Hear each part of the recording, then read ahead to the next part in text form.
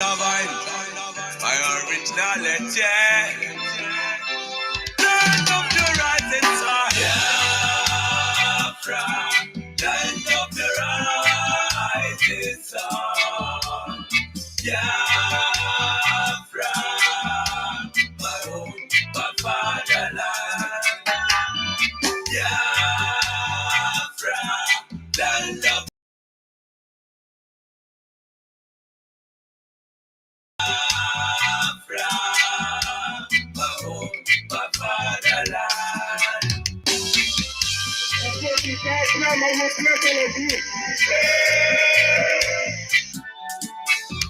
We are children of the Most High, called by the name of God, the Creator.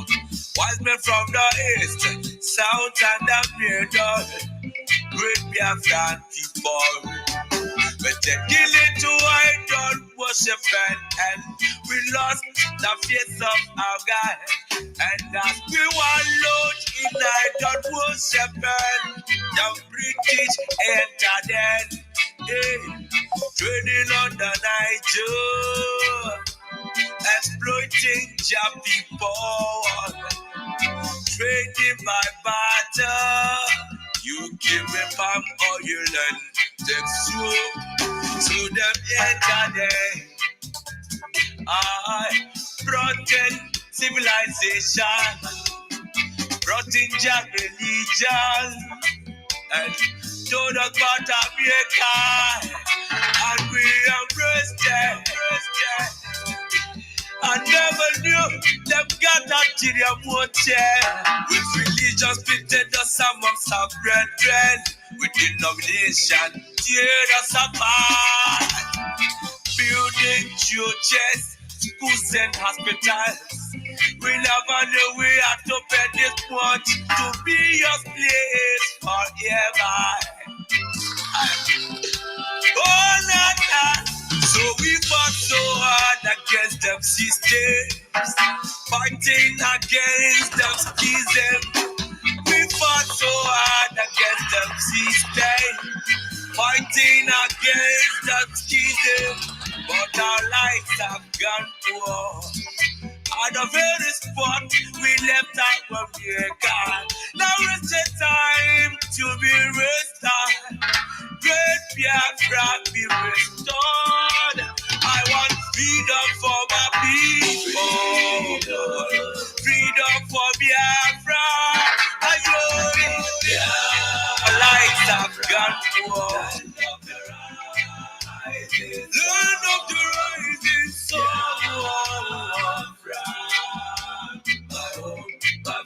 The descendants of Abraham, from Father Isaac, the descendants of Jacob, Biafra is a reality. My originality. Why are you people lying? Why don't you tell them they want an independent Biafra? Oh, they're fighting for their freedom. So we owe everything to people to Kadiama who asked us to come. Not by our own might, nor power, nor will, but by the grace from the Most High. Back in 1914, amalgamation, colonial masters, criminal masters. All right, good morning. Welcome to another live broadcast. This is Radio Biafra USA 2. I'm having an issue. I'm struggling with equipment, but it doesn't matter. We're still on. So what I'm going to do this morning actually is I'm going to throw in a repeat broadcast what our leader did on the 16th day of May 2021. It's relevant to what we are doing. And what we are doing this today, we'll be talking about basically the 30th of May, the day that it comes in. So when our sisters will call in for make this announcement, I will pause what our leader is saying. I will be here, but it's a repeat broadcast of what he said to us in May, 16th May 2021. It's about 2 years ago. Yes. So let's go to it straight and get your pen and paper and listen to him because it's as relevant as it was when he made it.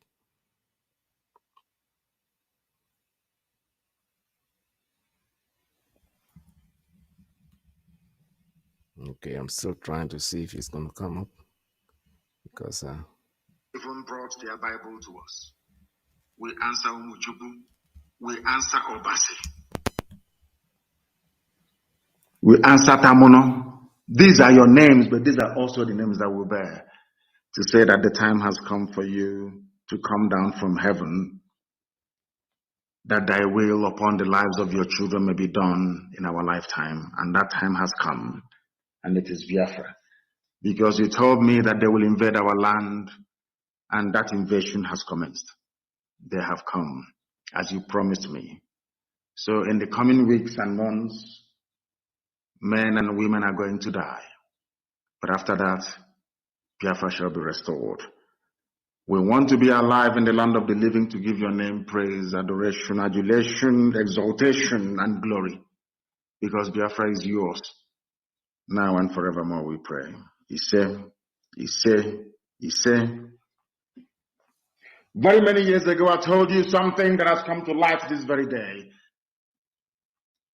That in time to come, that the Janjaweed will come into our land. And they have come. The funniest thing is that they did not just come into our land, they're also in Yoruba land as we speak. And I'm sure that the revelations I have to make this evening, the zoo will be astonished.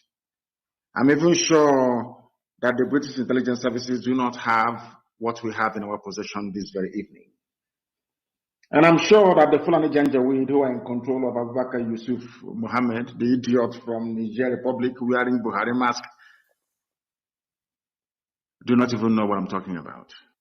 I want you to relate this story right now to what Buhari said, the so-called Buhari said a few weeks ago. That's making a trend all over the world. That he's going to go back to Niger. Deputy president, somebody who served his country for 8 years, and because of insecurity, he's going to go to Niger of all places. He didn't say he was going to live anywhere in Europe. No. He's going to Niger. The man is going back to his country. So let's keep listening to our leader, please. But this evening, the zoo will be shocked to understand that there is nothing they do, there is no move they make that we are not aware of. But first of all, I'm going to start with an article that I saw in one of the online newspapers in the zoo. It's from Sahara Reporters. And I was absolutely astonished when I saw it because I didn't quite believe that they were capable of publishing such a material. We are living in very strange times, I can assure you. I never believed that they are capable of publishing this, but I'm going to read it for you by way of a preamble to build the foundation upon which our discourse this evening is going to rest. That is why I said I'm going to speak very slowly so that you can understand every single word, every single syllable that I pronounce, because this very broadcast will not be like any other, I assure you. Your pen and paper must be very close to you. And I want Iyke to go to understand as soon as we finish this very program, I want it to be put on MP3 and distributed all over the world as you normally do. I want it on SoundCloud.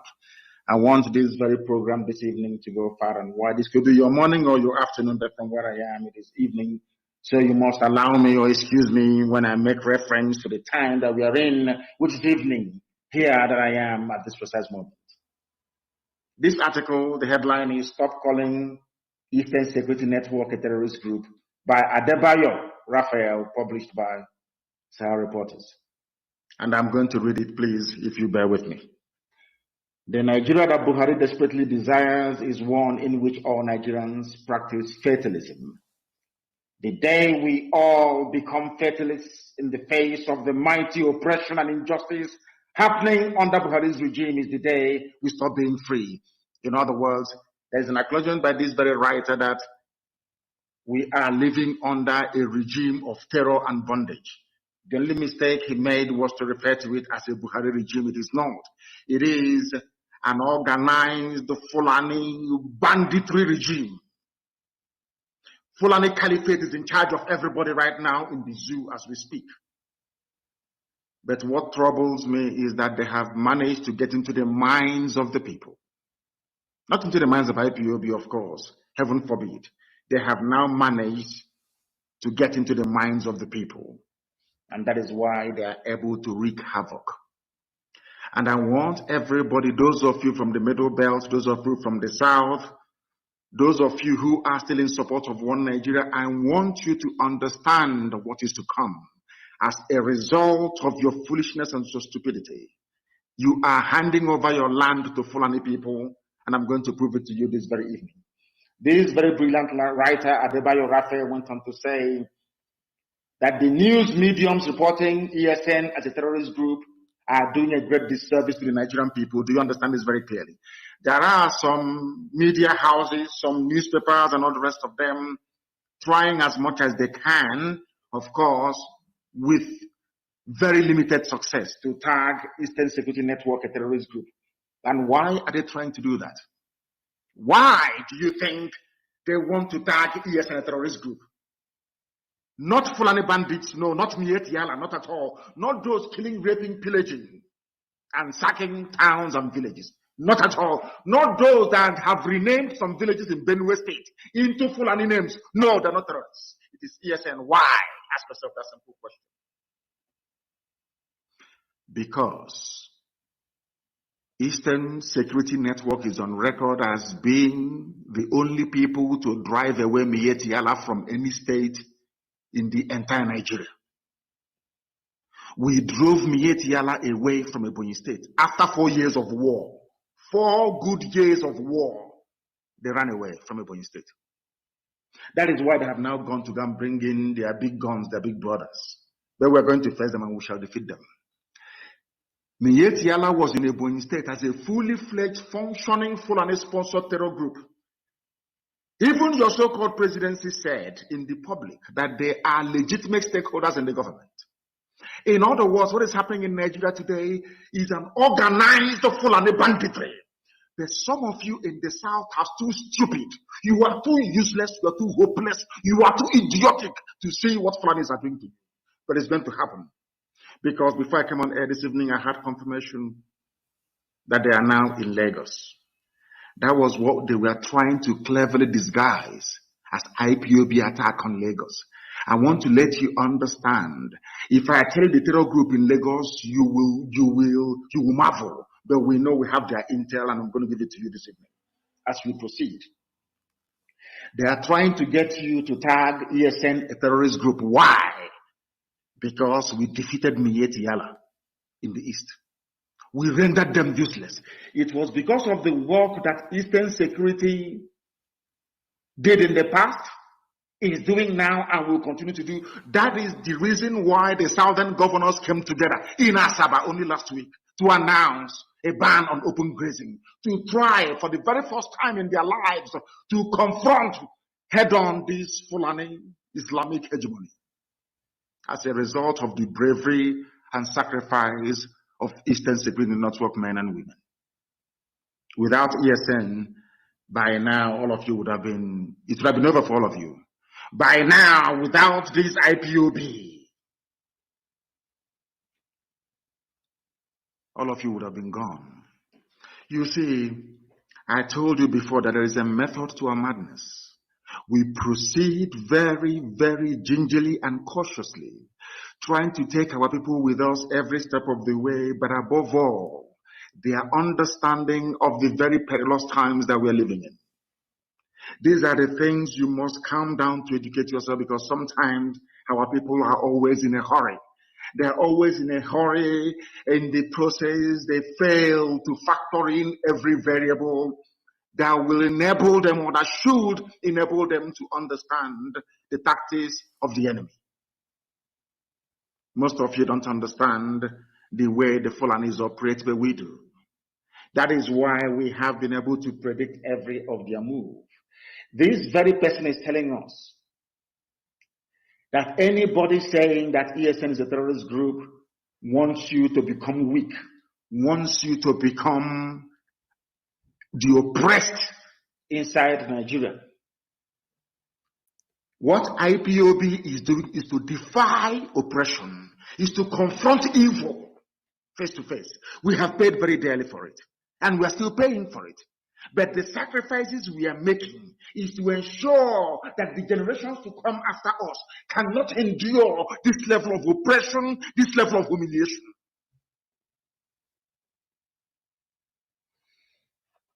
Now listen to me very carefully. What the Fulanis are doing, according to this writer, Adebayo Raphael, by attempting to tag ESN a terrorist group, is to tell every Nigerian that you can never be free. That freedom means being targeted and killed by the Nigerian state. He went on to say, but I reject that. We cannot be free and not be free. In other words, if you decide to cage the people, they must rise up one day to agitate. He went on to remind us very, very simply that on 30th of May 2016, about 1,000 women, men, and children were peacefully marching to commemorate the killing of roughly, he said 2 million, of course, it's not 2 million, 5 million Biafrans that were killed between 1967 and 1970 by the Nigerian state and their British allies. They were on the receiving end of a very terrible, inhumane terrorist blitzkrieg, that was what they called it, by the Nigerian security forces, under the Melfic orders of Buhari at that time when he was still alive. On that very day, a report by Amnesty, which all of you have, all forgotten, of course. A report by Amnesty International confirmed that no less than 150 peaceful Biafran commemorators were shot and killed. At least 70 of them injured as a result of attacks over 2 days by Nigerian army and police. All of you have all forgotten because you're black people. He went on to enumerate that this series of massacre of IPOB people were intended to put fear into us. They were intended to make us bow before the Fulani Caliphate so that others may become amenable to the rule of the Janjaweed. But because IPOB stood strong despite all the things that we went through, that is the reason why people, especially from the south and to an extent from the north, from the middle belt, are now beginning to rise up to say that enough is enough due to all those sacrifices. My father went into it as well and was sacrificed. So was my mother. My men died defending me in my house. This very article went on to enumerate in great detail every illegal activity brought upon the people of Biafra by the Nigerian state that some of you seem to have forgotten. He went on to say that no Nigerians signed the contract of human rights violations and enforced disappearances. They are kidnapping people today, selling their parts to the Chinese. In other words, if you go to China now and you order penis wonton soup, you will see the penis of young men from Biafra land in your bowl of wonton soup in China. Right now, as we speak, the kidnapping, the disappearances are going on, nobody's talking. Any day we react to it, all of you fools from the south and to an extent from the middle belt will be shouting and writing your usual rubbish. Now that extrajudicial disappearances and enforced killings are going on, now, right now, in our land, nobody's talking. The day we react, all of you will start jumping up and down. And I will come to the brain of the black man later on, because I have something in store for you this evening, at least to help clear up all those cobwebs that makes you, should I say, predisposed to stupidity and mind control by people.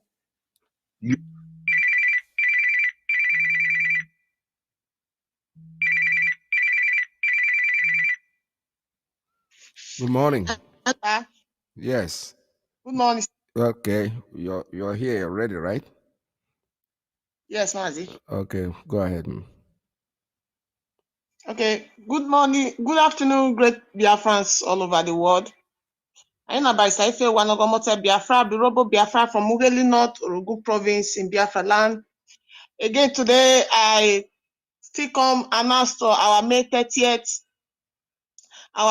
May Biafra Heroes Day when they come up this month. And they talk about the one we won't hold for Italy here for Rome. The venue na Piazza della Repubblica, 01185 Roma, 9 a.m. in the morning till 2 p.m. in the afternoon. The inquiry number na +393 710-44902. I go call the number again. +393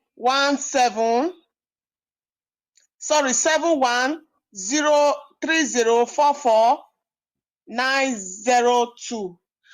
Make una come on that very day. Every one of us don't know the purpose when we say we want to go gather for that place. Now to honor those when don't die for the sake of this struggle, when we say we see the fight, see the go too. And the ones when we say you don't see they die recently. Because on that very day, so we want to use the opportunity to prove to the world, say we Biafran, we the indigenous people of Biafra, they don't forget our matter, but we will never forget about ourselves. Because everybody when they don't get genocide, when they don't commit genocide too, when they don't get massacred for every country in the world, the whole world they don't compensate them. Except only us when be Biafrans. So if the world say they don't forget about us, we will never forget about ourselves. And we go make sure say they remember us and they do the needful to us. What will they ask for us to take console ourselves as indigenous people of Biafra, and for us to get our independence, so that those people when they massacre in the year 1967 to 1970, make the forte rest in peace. What will they ask now? Independent of the Biafran state. So make everybody there available that day. Invite friends, invite your co-workers, invite your neighbors. Come one, come all. Thank you very much. I beg, All hail Biafra. yes, thank you. Can you repeat the numbers again? Because it's very important. The address, the number, Okay. actually. Okay, the number now +393 71 30 44902 +393 71 30 44902. That's good. For Rome, Italy. Yes. Thank you so much, man. All right, thank you very much, Ndewo. Thank you so much, my dear. Thank you for calling. This is Radio Biafra USA 2. We're still here. The Fulanis have come to take over our land. And we have said to them that they're not going to do it. We are not going to allow them to do it. Not now, not tomorrow, not ever. And the sooner they understand this, the better for everybody. Because one thing that the Janjaweed must bear in mind is this, is that this very generation of IPOB, we're not going to allow it. And I want, you can call me a terrorist, you can write all the junk you like. You see, the Fulanis are very clever. Before they came, they used to rely on Yoruba media houses to do the dirty work for them. But as the Yoruba media houses were doing the dirty work for them, and of course some Igbo media houses as well, like Sun newspaper, they went back and created their own. Some of you didn't know there was a newspaper called the New Nigerian Newspaper in those days, trying to trumpet the position of the North, or should I say the Arewa or Sharia North. Today they have the Daily Trust and they have Premium Times doing a very beautiful job for them. Their job is to assuage you. They are the ones that will come and inflict injury and pain on you. They are the ones telling you, oh, don't worry, it will be better, you will get healed. They will never tell you that the person beating you will ever stop beating you. No, they will tell you, oh, don't worry, it's not only pain. After a while, you get over it. I want the likes of all Joseph Carlo, all these Efulefus to understand what I'm saying this evening. You people have placed our lives in danger. Because of you, that is why all these killings are going on all over the place by the Fulani. Because of you, those of them in the West, like Tinubu, Obasanjo, and all the rest of the fools over there. Because of you, that is why this evening, as I'm right here on air preaching, Yoruba people are paying ransom to go to their farms to go and farm in Yoruba.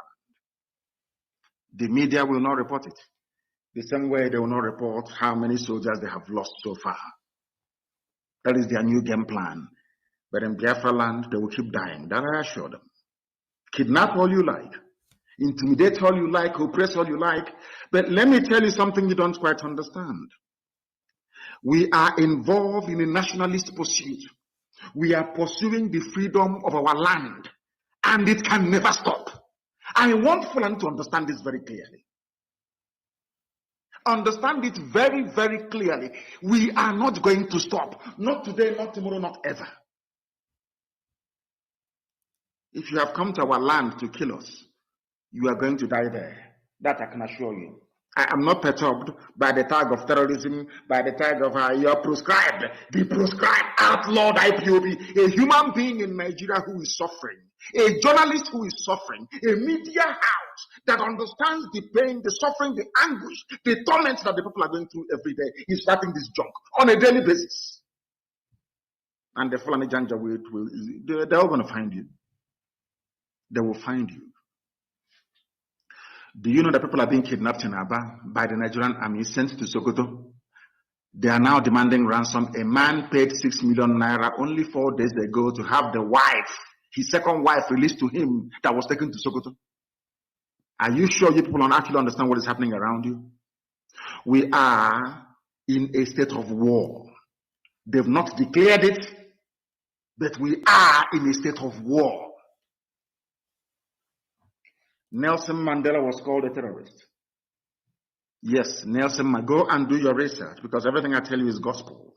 Nelson Mandela was tagged a terrorist. Oliver Cromwell, that brought a semblance of the rule of the people. The reason why in England you have the House of Commons today, that the power resides with a commoner, a prime minister, like Boris Johnson, is because of Oliver Cromwell. Are you listening to me very carefully? The reason why the House of Common People in England is the strongest house you have, not the House of Lords. They are the ones that make the laws. The reason why in England today, somebody who is not either a landed gentry or somebody who is not from the royal family or somebody who is not titled, like an earl, a lord, a viscount, is not the prime minister, is because of a man called Oliver Cromwell, an Englishman. He too was called a terrorist. So too was George Washington. During America's War of Independence, George Washington, this America that every ant wants to go to, this same United States of America that everybody will die to go and live in, is called the land of the free. Or should I say the land of the brave and the free? The man that made it possible is George Washington. The British called him a terrorist. I'm saying all of these things tonight so that if you're called a terrorist because you're an IPOB, because you fund ESN, it is a badge of honor. After following what I'm reading out to you tonight, you will understand it. Who are we compared to Nelson Mandela? Of course, we are nobody. Yet he was called a terrorist. It didn't stop him. It did not stop the armed wing of ANC, Kanu towards his way, from doing their job to make sure that apartheid collapses. Apartheid, while South Africa abducted, anything abductable, they abducted, they killed, they massacred. At the end of the day, the will of the people prevailed. Our people should not despair. We are going through a very difficult time, aided and abetted by the likes of the Sarikin Fulani, of Hope Uzodema, the likes of Ojus Okalo. I'm sure by now that Rochas have repented. He has not been, in fact, his eyes are now open. All the fulefus talking about one Nigeria is now very clear to all of you that the Fulanis do not mean well. Not for us who are fighting them, neither for you who are their slaves. If Nelson Mandela can be called a terrorist, who am I? Oliver Cromwell was a terrorist. George Washington was a terrorist. Robert Mugabe of Zimbabwe was a terrorist. Even, let me shock you, all of you now. Some of you may have heard about a man called Dr. Azikiwe. Dr. Nnamdi Azikiwe is his name. I had to add Nnamdi to his name because he doesn't behave like one. Do you know that Dr. Azikiwe was called a terrorist and exiled to Ghana? Are you aware of that? Do you know who called him a terrorist? The same Britain, United Kingdom. Are you aware of that? Dr. Azikiwe, that fought and set Nigeria free. Do you know he was sent to jail by the British? Do you know that Ahmadu Bello never went to jail? Do you know that Abubakar Tafawa Balewa never went to jail? The only people that went to jail are those from the south. Awolowo and Azikiwe are the only people that went to jail in order to set Nigeria free. Are you aware of that? No, you don't know. And they were called terrorists. Yes, Nnamdi was called a terrorist by the British. You must listen to me attentively. I said this program cannot be like any other. You must listen attentively this evening, please, and invite people to come and listen as well. Nnamdi was called a terrorist by the British. Chief Obafemi Awolowo was not spared. Chief Obafemi Awolowo was called a terrorist as well for trying to set his people free. I want IPOB to know tonight that being called a terrorist because you're fighting for your land and your nation is a badge of honor. It means you've arrived. It means the enemy is scared of what you're doing. And it means that you're succeeding at whatever thing that you're doing. Are you following me? If you are in freedom fighting anywhere in the world, and the people you're fighting have not come to refer to you as a terrorist, then that means you're not doing anything. That means you're not threatening the status quo. Do you understand me very well? That is why in our case, where there is no democracy, because in Africa there is no democracy, people are very primitive, people are basically like wild animals in the forest, they have no brain. That is the reason why we need to agitate the way we are agitating, or else we can never be free. Understand this very, very clearly, please. Awolowo was also a terrorist. For the sake of Yoruba journalists in working for Channels Television, all those Yoruba people writing for the Punch newspaper, I also want to let you know tonight that Awolowo was once a terrorist because he was fighting for you. I hope you understand what I'm saying this evening. The world knows we are not terrorists. We have not gone to markets to bomb people. We have not gone to mosques to bomb people. We have not been to churches to kill people. We have not killed anybody, as a matter of fact. What ESN is doing is driving away Fulani terrorists in our forests. How can that make us a terrorist? By pursuing terrorists. How is that possible? How is that possible? Now pay attention to what I have to say. Do you remember those police they sent to Somalia?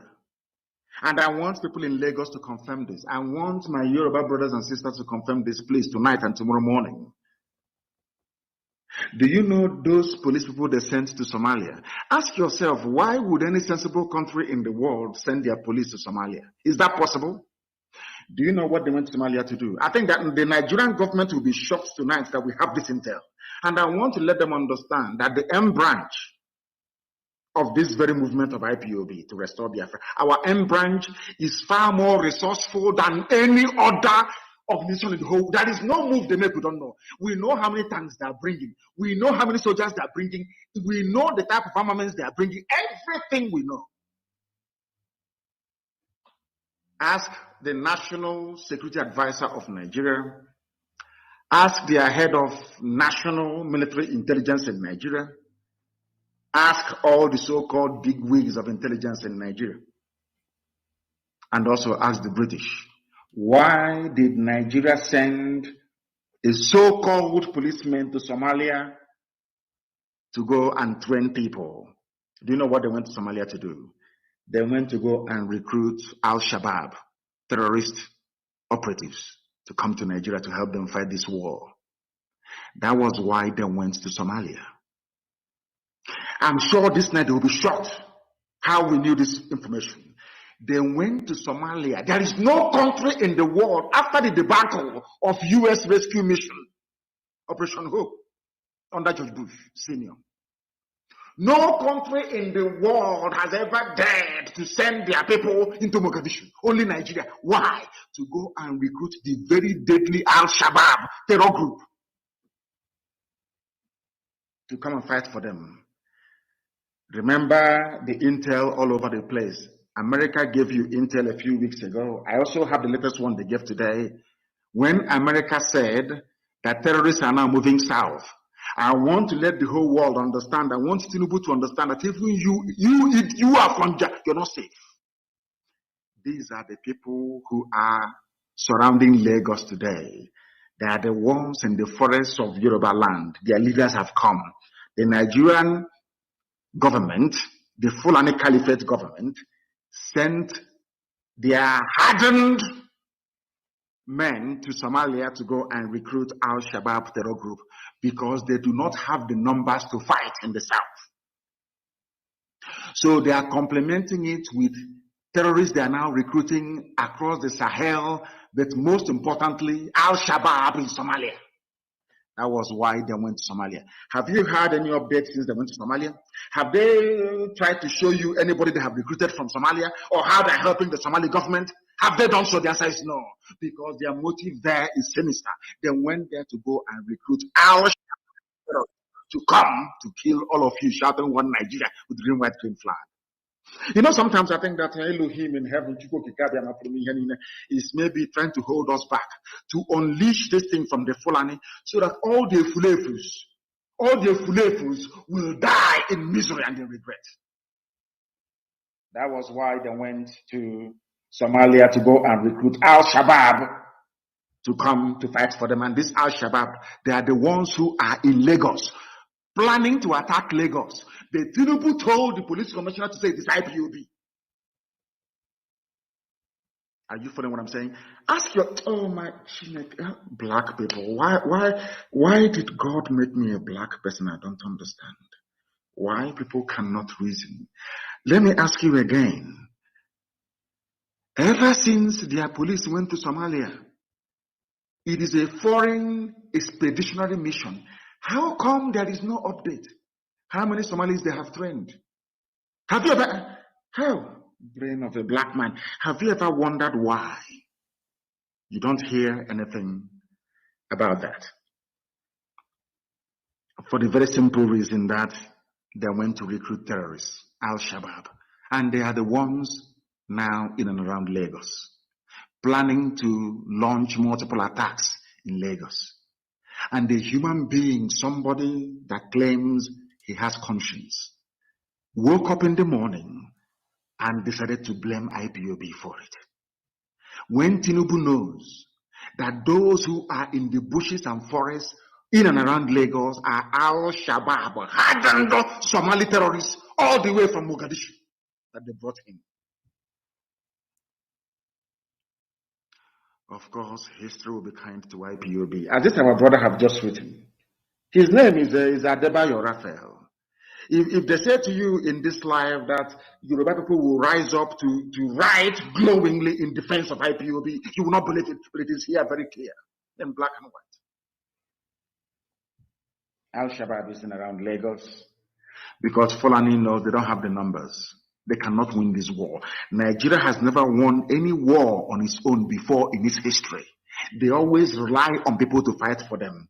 After they fight, they'll start making mad. That's all they do. That is all they do. And to tell you that this is a concerted effort to colonize everybody. Ever since they had their so-called security meeting last week and decided to invade the South. Some of you think it's only the East that are coming to the entire South. Have you been hearing about bandits doing this or doing that anymore? They have promised them that the oil money is theirs. That is why, Madam Tambuwal, I feel sorry for you. I feel sorry for you. The attack is coming. You can't escape it because it's too late. They understand that come 2023, should power leave the North, they are finished. So they must attack this. In fact, we are now forcing them to attack 1 year earlier than they had planned. This attack was meant to commence in 2022, but they are starting in 2021 because of IPOB and Eastern Security Network. May glory and praise be to the Almighty in heaven. Lagos is surrounded by Al-Shabaab, and that is why Tinubu is trying to pin it on IPOB, without success, of course. And I also want, listen to me very carefully this evening, please, and be writing it down. I want the Nigerian government to know this. Nigerian government, the Chinese have promised to sell you weapons. You have moved money to Shanghai. I did not mention Beijing. I said Shanghai. Shanghai is where you are right now purchasing weapons from the Chinese. China has agreed to sell weapons to Nigeria. They have also signed an agreement to supply Nigeria with weapons.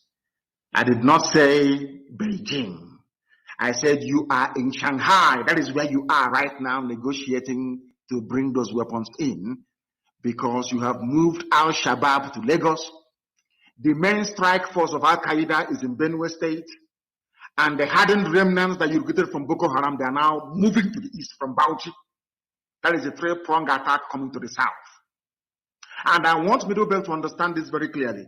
By the time the attack intensifies in the south, nobody will remember you, you are gone.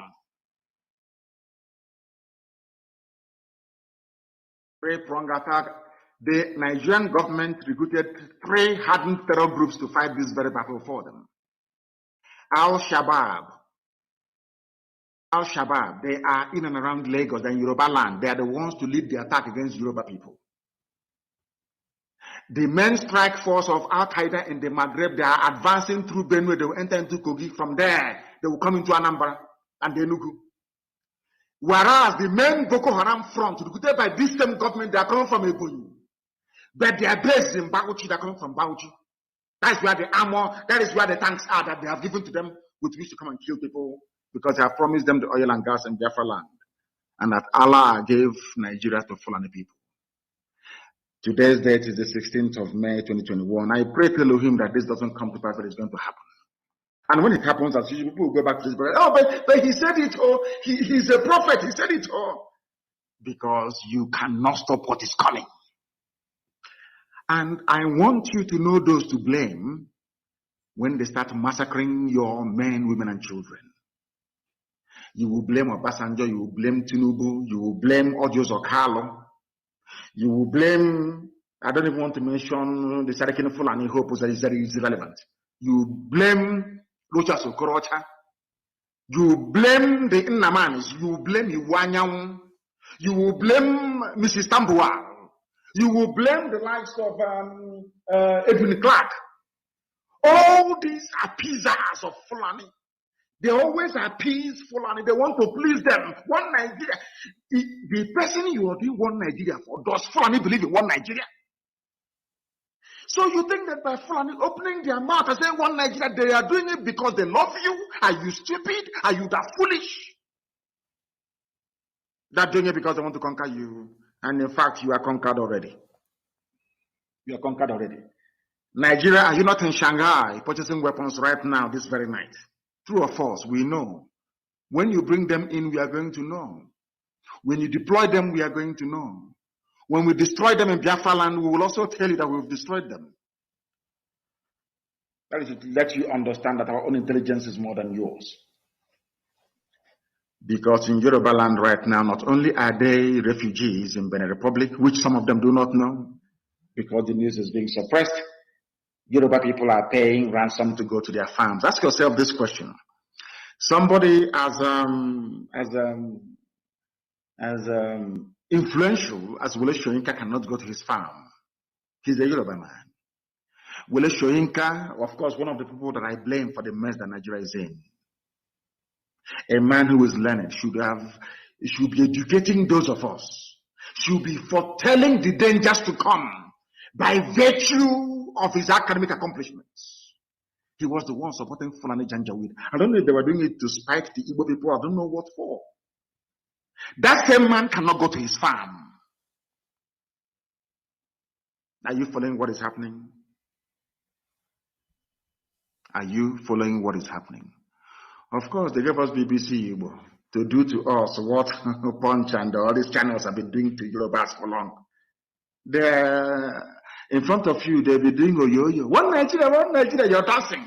From the back, they're slaughtering you. They're slaughtering you.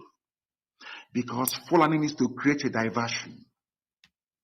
And they are masters at they know how to divert your attention. They are very good at it. And that was what our brother was writing about at Adebayo Raphael. ESN is a terror group. Nobody will ask them, but did ESN bomb any church? Did they go somewhere raping and killing people? Did they steal anything belonging to anybody? The answer is no. So what qualifies them as a terrorist? Oh no, because they're fighting Fulani. They are fighting your Janjaweedism. That is why they're terrorists. And being black people, very cowardly, very wicked, all of you are quiet.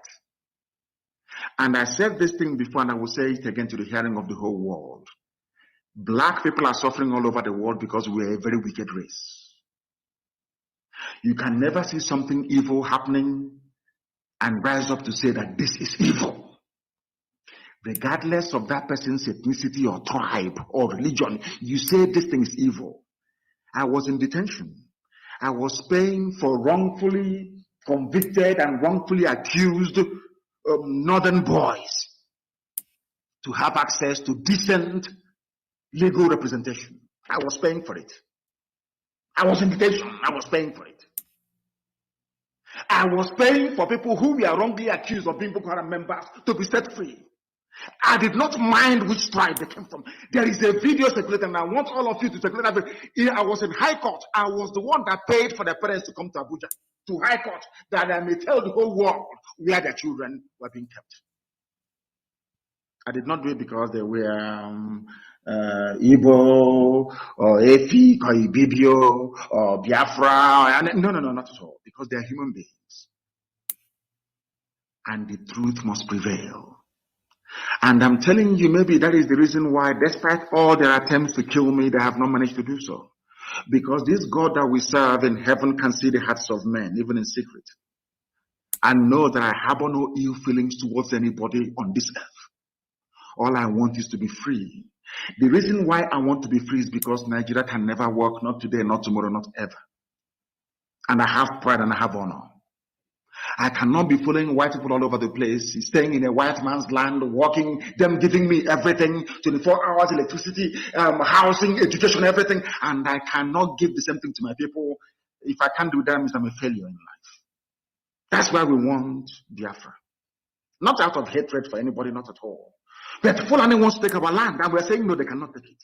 And some of you idiotically are supporting them. In the next coming months, you will see the result of the damage you have done to yourselves. You will see it. Because I know that Fulani Janjaweed, they need access to our oil and our gas. And I'm telling the UK government today, Katrina Lang, all these plans you're putting in place, because the person on the ground directing this Fulani attack is a woman, a white woman, Katrina Lang. That's the one doing all this work for Britain. Britain, one day, you see this little snake you're feeding, this Fulani Janjaweedism you're supporting, they will destroy you. One day they will kill British people in your so-called Nigeria. Go and mark my words somewhere. You people never learn. History is replete with Islamic governments you've helped in the past. They came back to bomb and to kill you. I'm talking about Britain, the UK. So will Fulani kill you one day. All this aiding and abetting of atrocity upon atrocity. The reason why the Fulanis are coming now is because Britain told them to attack now, because Israel is under siege from Hamas. That is the signature, that is the handwriting of Britain, that is the way they operate. The reason why Harold Wilson allowed the British to support the Fulani Janjaweed to kill 5 million people, the second worst genocide in the history of man, was in 1967. Two things happened. At the same time, Israel was under attack. As at now, Israel was under the Yom Kippur War of 1967. Israel was under attack. As Israel was under attack, Gowon launched his strike at Gekken. Britain calculated that the whole Vietnam War and everything will take over world attention. And the whole world now is focused on Israel. So the Fulanis can now come to Biafra land and kill as many people as possible. Britain will ensure that the world will not hear about it.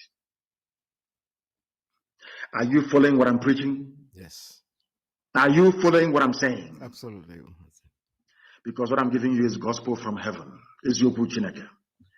The reason why they chose now to attack, it won't surprise me. I don't know. I don't have the intel yet, but it won't surprise me if Nigeria and United Kingdom has in hand in the attack that Hamas is launching against Israel.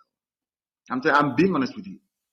Or maybe they knew about it. Of course, they have a very credible and formidable intelligence services. They knew about it. And what they decided was, Nigeria, this is your time now to move in. Because the global attention is on Israel. Go to Biafra and kill as many as you can. Subdue and suppress them. Do you know how I knew that this was going to happen? Anywhere Katrina Lang visits, anywhere she goes to, Give it only 2 weeks. The army will move in there to kill people. The British, I'm telling you, it's simple research, go and do it. Anytime there is a crisis, the British High Commissioner Katrina Line, anywhere, anytime she's on the move, you are finished. She was the woman that visited Bola Ahmed Tinubu. The next day, people were dying around Lekki Tollgate.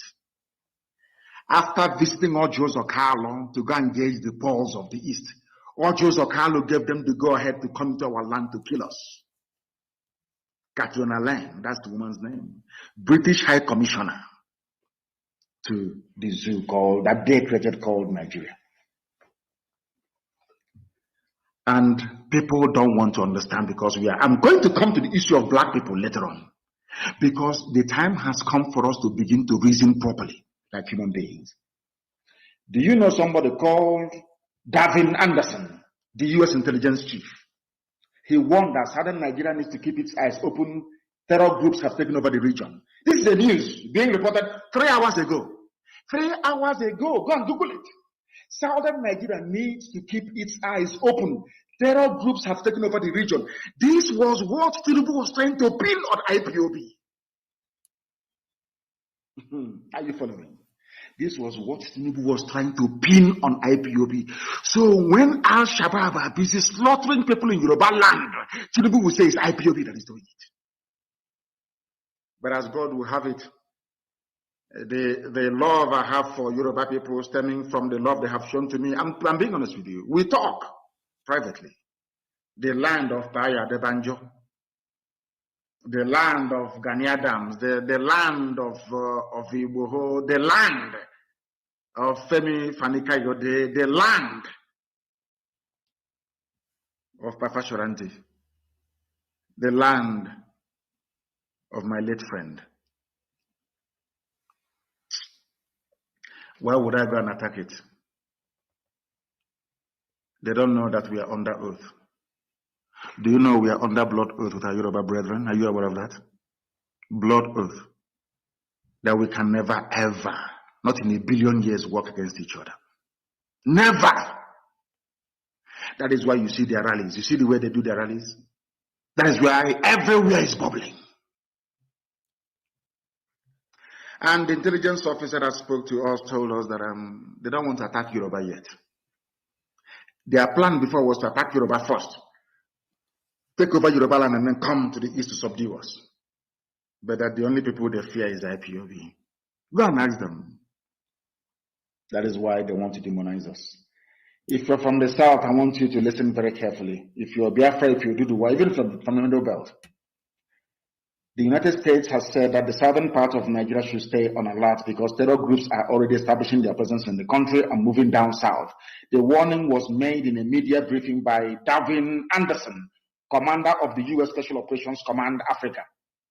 He said Al-Qaeda is also expanding to other parts of West Africa. We have engaged with Nigeria and continue to engage with them in intel sharing and in understanding what these violent extremists are doing. Not IPOB.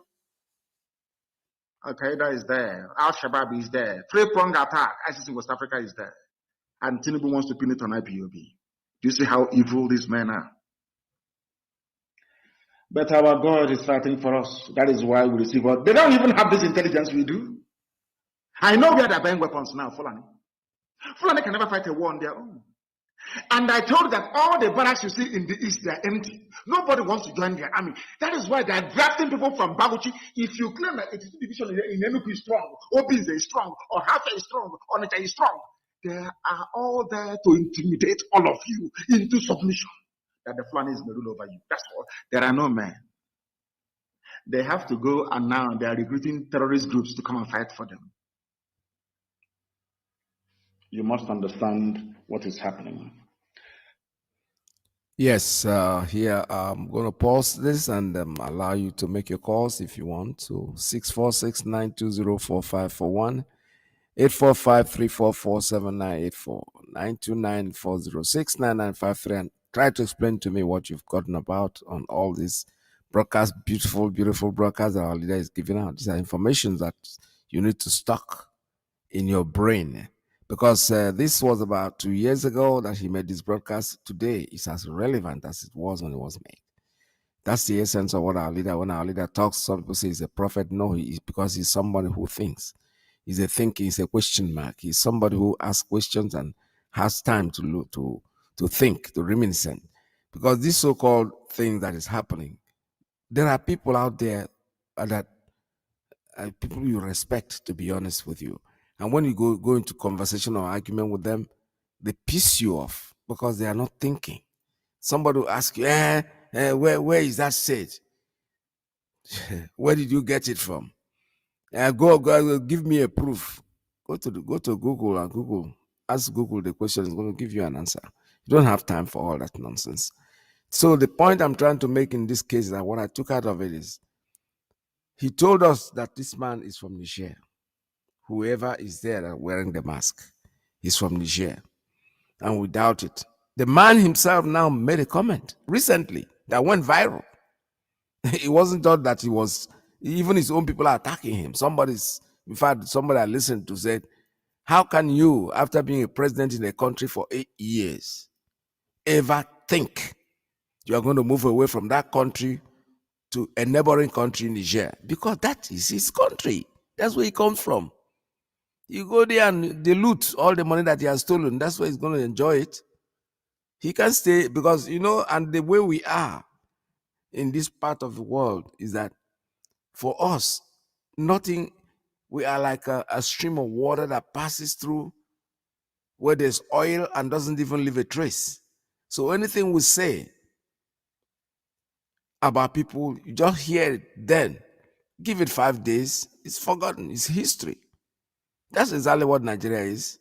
The brain does not retain anything, to be honest with you. Because if their brain retains something, irrespective of whatever has been happening, how can somebody get up and even talk about APC that has kept you in perpetual servitude? You go out there, somebody goes to vote for them, not because we're interested in this, but I'm only trying to make an analogy here. Because somebody who thinks properly will not even do it. He will rather don't do anything than to go back and mention that name. But there are people out there campaigning. Seriously. They want to Tinubu because he's going to change. The man who boasted to you that I am the one that gave you the demon that is destroying you. Now he wants to come as a demon himself. And you people have the guts to even think about him or consider him. Because what? He is my tribesman. He is from my area. He is my brother. Rather than vote for the truth, no, you vote for the falsehood and die later. Because that's what's going to happen to you. So my lines are open. I'll still go back to it. If my leader is talking and you want to make a call, please go ahead and do so. I will pause it and take your call at 646-920-4541, 845-344-7984, 929-406-9953. From there, I will talk about the 30th May that is coming in. It's a day that we memory of our late brothers, our people that have been massacred and killed by the Nigerian government. We remembering them on the May 30th. That's the day. And there's a big rally coming up in Rome. You are invited. You can tell your friends about it. Go there and hold this rally. But if you get to Roma, or Italy, where they're having this information, you can call this number. There's a number here you can call for them to direct you. The number is +393 713 044 902. I repeat, let me say it again slowly this time. It's a +393 713 044 Number is +393 713 044 902. If you call that number, they will direct you to where the event is happening. This is Radio Biafra USA 2. Therefore, it never came to me as a surprise. Katrina Lang, the UK High Commissioner to Nigeria, wants the Igbo race to be wiped out. The same way people want the Jews to be killed. Any day our people rise up to recognize and understand this, the better for all of us. Some people want us dead. Not that we have done anything to them. No, not at all. But because United Kingdom believes that the coming of Biafra will herald the coming of Christ, that the world will come to an end. Any day the black man acquires reason. Any day the black man can build a car. Any day the black man can feed himself. That day the world will come to an end. That's what they believe in. And they know that it is Biafra that holds the key. They understand that very well. That is why it never came to me as a surprise that after Katrina Lang visited the arch-traitor of Carlo, the very amorphous, headless monster known as Fulani Caliphate declared effectively the Second Biafran War. Something tells me, as I told you earlier, that the timing of this war on Biafra has something to do with Britain. Because in like 1967, Israel today is at war the same way they were at war when Nigeria attacked Biafra in 1967. They now want to use it as a cover to commit genocide. And I'm telling Biafrans tonight that we are effectively on our own. We have been given two choices by the United Kingdom, the slave masters and the colonizers. The UK have given us only two alternatives. And I call it the devil's alternative, of course. We either submit to the will of their puppets, the Islamic Caliphate, or we will be wiped out from the face of this very earth. The question you must ask yourself tonight as a Biafran, as a Southerner is, do you want to be a slave to the Fulani Caliphate, or do you want to die on your feet? Live for 1,000 years on your knees, as most of them are doing without even knowing it, or you die on your feet. The devil's alternative. Whichever option we choose, men are going to die. Which one do you prefer? Are we going to fight and die like men, or are we going to submit to a life of Allahu Akbar? It's entirely up to you. The time is now because the enemies, they have come. I didn't say they are coming, they have not come into our land. And as I promised them, if God is on our side, which I know He is on our side, this army of Nigeria will die in Biafra land. That is how God intended it to happen. Many of us are going to die. And I'll be leading it myself, mind you. Many of us are going to die. But Biafra is going to come. And everything called Nigeria will perish in Biafra land. The world must be prepared for what is to come.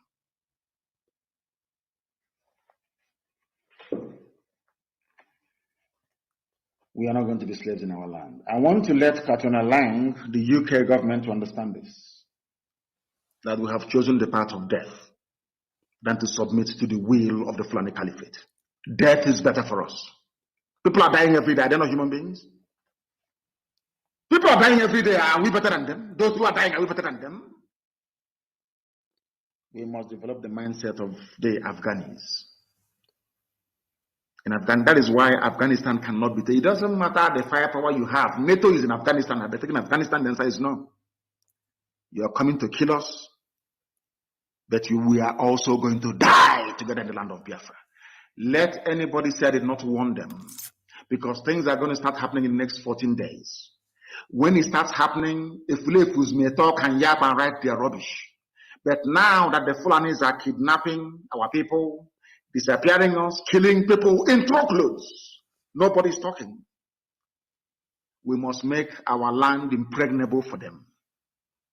And that will involve a lot of destruction. I'm saying it live on air so that all of you will understand. To slow the advance down, we need to destroy a lot of things. We must destroy a lot of things. That is how all of you will come to your senses to understand that we are in a state of war.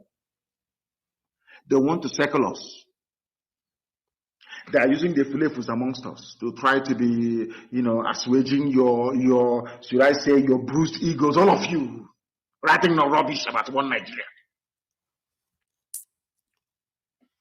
From next 2 weeks, we are going to start dying.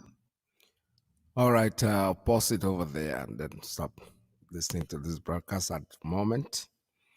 If there is anything you want to talk about, please call. The lines are open for you. Our leader will always warn us. The question is, do we actually take the warning seriously? Do we remember it? No. After the broadcast, we'll shave everything off and go back to where we are. That is why the politicians in our area, they are struggling everything to keep their one Nigeria. But you know something about us, they can never do anything. This is a plan that Fulanis are like the chinch, bed bug.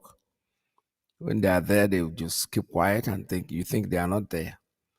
I see, you put fire on the mattress and everything will go. You buy a new mattress and put it in there. They are hidden somewhere. They will come back to the same place and keep biting you.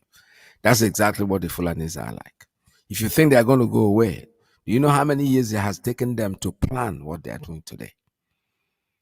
IPOB, actually, based on what our leader is saying, we know that, are the ones that make them rush. They feel that there's no more time left. They have to accomplish. But you know something? It never happens. We the humans, we think we can create. We don't create anything. We are under the directive of the Chukwu Kikabiyama. God is in control. There's nobody out there, any of us, that will say, I have control over what happened. No. You can have control of now that I'm talking. Could be death the next minute. Could be death the next second. You have no control. If it is possible for you to have control, then probably you will not die.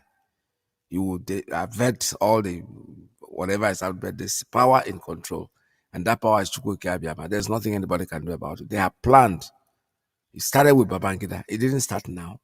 They give you the money to complete total Islamization. Only people who are less than 7 million, they are the ones controlling. Bunch of packed up fools like us put us together, and we are not thinking. For every 100 people, that's why Nnamdi Kanu said, I need just 100 men to give me Biafra.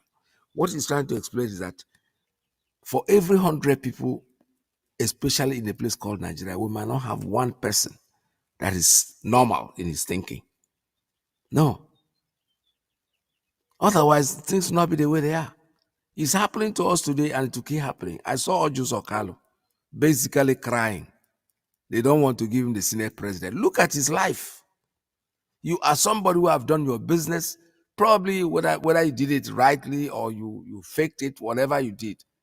Look at your life. You are crying over an office that you know very well that there is nothing you can do about it. Who cares whether you are the Senate, whatever you call yourself? Or that office you are holding? He's talking about being the head of the Senate as if he's going to achieve anything. God help us. The plans that Fulanis have, like I said before, they are very patient. They are like chinch. They believe that they are going to achieve it. But we, the indigenous people of Biafra, we have to leave stories to our children, legacy. Because look at the plan. They came in fact, I had a discussion a few days ago with an old lady who is from coastal region of Biafra land. Then we went into names and all that, and she made me believe that his uncle, that very old lady, his late uncle's name was in their language. I said, what was his name? He said, Okoronkwo. I said, Okoronkwo is Igbo name now. He said, no, it's not Igbo. We are not Igbo. But you are Okoronkwo. I told her very clearly that this is what the British did to you. And I say, for your age, I know that you are not very young anymore. So you must have known in the past that this was what it was. If the new generation, those that are below, let's say below 40, 50, I wouldn't blame them very much. Because first of all, they created the so-called states and then they banned history. So you don't really know where you come from. You are basing your thing on what your parents told you, and your parents probably didn't even know. If you had gone to primary school where they teach history and everything, you will be able to tell who you exactly is or are. But now you can't, because there's no history. History was banned. You were created by the human being, like go on and his people. They created you and you stay there. That's all you know. There are those of us who were born who are more than 50, that at least we went to school with, even though in the history that we're teaching us in primary school, see how wicked this people are. They'll teach us about Sir James Robertson when the Queen was born, who is the Queen's mother. And Tell me all those, but then your own history is taken away from you. These people are wicked. They are wicked. They are bad. They are amusu, which we know that they know that if they let us know our history, Nigeria will not be the way it is.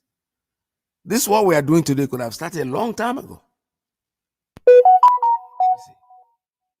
All right, I'm getting a call, but the call has dropped. So the lines are still open for you. If you want to call, go ahead and make your calls. But I want you to realize that we are going to base on whatever we'll be talking about this thing that our leader just spoke about. It's how to do with Islamization. That's what they are doing, We are not going to give up. It will not happen that we give up on this struggle. The struggle will continue. It will be better in the end, whether they like it or they don't like it. The lines are still open for you, callers. We have the Igbo church, correct? We have the Hausa church. Is that not so? Look, in the Yoruba church, if you are an Igbo man, if you carry anointing, let fire come out of your head. You are on your own. You will not reach the top because it is a Yoruba church. If it is the Igbo church, if you are a Yoruba man, possess all the revelations that you know, you are on your own. You will not get anywhere because it is an Igbo church. Only the Igbos will be that we brought our petty politics inside the church. My name is Bosun Emmanuel. The foot soldiers of Islam, they're called Almajiris. Vehicles in church building. Now get ready for this next one. Get ready. Get ready. Brace yourself. That is how our brethren are killed. That is how they are cut to pieces. As I'm talking, this is what is going on in Nigeria. I'm not talking about Sudan. I'm not talking about Somalia. This is what is going on in your country right now. This is how Christians are murdered in this nation. They are cut to pieces. The hatred is satanic. And the reason why we are having this problem is because the church forsook missions. We refused to go. We all sat down in Lagos, in Ibadan, in Port Harcourt, nourishing our souls. We forgot those in the north. Because we failed to evangelize them. The harvest that was ripe 2,000 years ago, the harvest is rotting. Boko Haram is the rotting harvest. If we had reached them before the terrorists reach them, they will be carrying the Bible, not AK-47. See, what is going on in Nigeria, God is not holding Boko Haram responsible, he's holding the church responsible. Terrible cases that you will never believe. All right, that's what it does. Still churches, but the churches are there. They are, all of them have become Boko Haram, as a matter of fact. So they can't even fight. They can't even talk. Ordinary talking, they will not talk. See, pastors fighting themselves, trying to keep their so-called Nigeria one, knowing very well that it's not going to work. But you know something? We are only going to, the only prayer that I offer, and I say it every day, is that Chukwu Okike Abiyama should forgive us our trespasses, because this is not something that is ordinary. When it happens to somebody and you are out there, you're not talking. The people doing it, they divide you. They divide you because they make you believe that, oh, don't mind that man. He is trying to break Nigeria. Break Nigeria. What is breaking Nigeria when you know very well that you cannot, the country that is already killing you, that is already destroying you, then somebody out there is trying to do something and you will not support him because it's not from your area. Isn't that funny? Caller, good morning. Tell us your name and where you're calling from. Yeah, Mazi Peter, good afternoon, sir. Can you hear me, sir? Welcome to the program, yes. Yeah, thank you, Mazi Peter. Happy Sunday to you and all the whole Biafrans globally. Mazi, allow me to appreciate you, Mazi Nnamdi Kanu, the one and the only, the man who stands strong to defend Biafrans entirely. I say, may his days belong on this earth. Long live Mazi Nnamdi Kanu, His Excellency. Long live IPOB. Long live United States of Biafra, long live the US, and long live USM. Mazi, my name is Mazi Malabuchi. Mazi, before I say anything, let me ask a question. Mazi, our core campaign, is it stopped or are we going to continue? No, Do you know about that? of course, the date is there. It's not stopped yet. Yeah, but I heard that it will stop on 12th of May. Was that? Am I right? I'm not. Yeah, I think so. Let me see. Just stop because today is 14th, right? Yeah. Okay, I think it stopped. So we don't have to make any more You calls can to it. still you can It's still stopped make now. no. You can still do it if you want to. You don't have to stop because they say stop. The war is not over yet. We are still at war. So you don't the date is this is the official date. You can continue after that. Keep doing it. If you feel like doing it, Oh, do it. Text and then make your calls too. Nobody's gonna say you. okay. Nobody's gonna penalize you for doing that. So go ahead, sir. Yeah, now Mazi, you know why I asked, we obey No, our it's okay. leaders, And so we have to obey yes, them. So whatever they I say, that's understand. what we do. I understand that, but the point is that your leaders have told you, given you a date. It's worse if you didn't do it to that date. But even if after that date you want to continue, of course, there's nothing wrong with that. Individually, it's not official Okay. anymore. Yes, go ahead, sir. Okay, sir. Okay, thank you for that response for that. Mazi, you see, what I want to say here is about them delaying our leader. You see, this court something, Supreme Court or what. You see, they don't find nothing to take hold of Nnamdi Kanu. They just hold this man, believing they are suffering him just for because he's an Igbo man or he's an Biafra. Because if you find anything to implicate this man or to hold him, you should have, say, this is what I found out that is wrong, But all these things postponing. Now our lead council also come and say they don't have a place to, because our lead council asked them to give them shortest time so that this thing will be proceed. They said no, they don't have time. It will be after their break. So it will be on 14th of September. 4 months to wait, suffering demand for nothing. And what are they going to say? What is happening here? Mazi, I don't know. But anyway, all the same, we believe that God is on our side. Nnamdi Kanu will come out safely and healthy, as everybody saying it, and as everybody expecting it, and so shall it be. Now, Mazi, before I drop, let me comment a little bit here. I know we are not in politics, but sometimes we can talk something about politics. Do you see traitor Ojozo Kanu now clamoring for Senate president? Do you hear what they told him? They say you don't marry to get it. That's what they are telling him. This is the man who betrayed his people because of Senate president. Not about Igbo president again, no. Not about vice president of Igbo, but now Senate president to go for Southeast. Now, do you see how they deny this man? Do you know when this man Emiloko, this Jagaban says it's my turn. All those can use the same slogan. He said it's my turn. It's only to Ibere. I will be the Senate president of the zoo of Nigeria. But today they're telling him that you don't merit it and we will not go to you. So this is what we are talking about. Whenever you say your people, this is what you get. Nnamdi can have said it. Go serve the zoo and come back in shame. That's exactly what is happening to these traitors, all of them one by one. More especially this old Jews of God. That man. Well, we will see how he will end. And before I drop, one of our brothers said something here. I think Brother Chibo, I don't know, maybe he'll be watching it. He said now they compensate this man, Emiloko, which is Tinubu, to give him presidency because of they know that Buhari is dead. That is true. This is compensation. They compensate them for keeping quiet. But be loyal. They're not making the thing publicly that Buhari is no more there. That's why they give this Emiloko, this man that's shaking, give him Nigerian president to govern them. What does this man know to do as a president? Nothing. He don't know nothing. This man is an old man. They just take this to compensate him. Even this man, Adeboye, this pastor Adeboye, when he went to England to visit Buhari when he was in hospital, he come back. You know what he said? He said, "Not everything your eyes see, you will talk."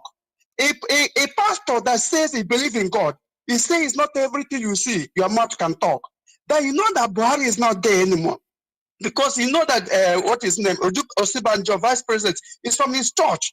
He's a pastor to his church. He recommend him to Buhari. Now, instead of to say Buhari is no more there, so that Osibanjo will take place, he don't do it. He keep quiet. And he's telling him that he's a pastor, that God called him to pastor to the people. Do you see how wicked these people are? You know that the man that ruling that country is not Buhari. He's an imposter. You still keep quiet. Keep him quiet for what? Because you're afraid of human being. If you're afraid of human being, you say you're a man of God. How come? Mazi, you see these people, whenever you think what they are doing in this world, Mazi, it's out of, I don't know how to say it. But Mazi, anyway, thank you for having me. God bless you. Thank you. They will. Thank you very much. It's frustrating, but there's nothing we can do except to believe one thing. There's a new song that says it will be all right. It will be okay. Believe me sincerely. When they tell you it's September, they think that September is never going to come. Before you close your eyes and open, September is here already. This is September that we are in. It's a now. We'll talk about now. That's why when they fix dates like that, they don't know what to do. If people think that they're punishing Mazi Nnamdi Kanu, they are punishing themselves more than the Nnamdi Kanu himself. Because they be wondering when that time comes, what are we really going to do this time? So in their mind, they're still worrying. I have a call. Caller, good morning. Tell us your name and where you're calling from. Good afternoon, my veteran. Welcome to the program. Sorry for my voice. If I'm getting a little bit hiccup because I'm not aware of getting my back. Okay. Well, hello, Biafrans. All over the world, anywhere you are. How are you preparing for 30th of May? You have to introduce yourself. Tell us your name and where you're calling from, please. My name is Simon. I don't know. Oh, okay.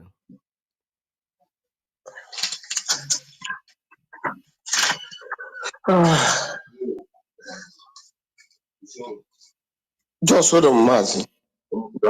Cigarro.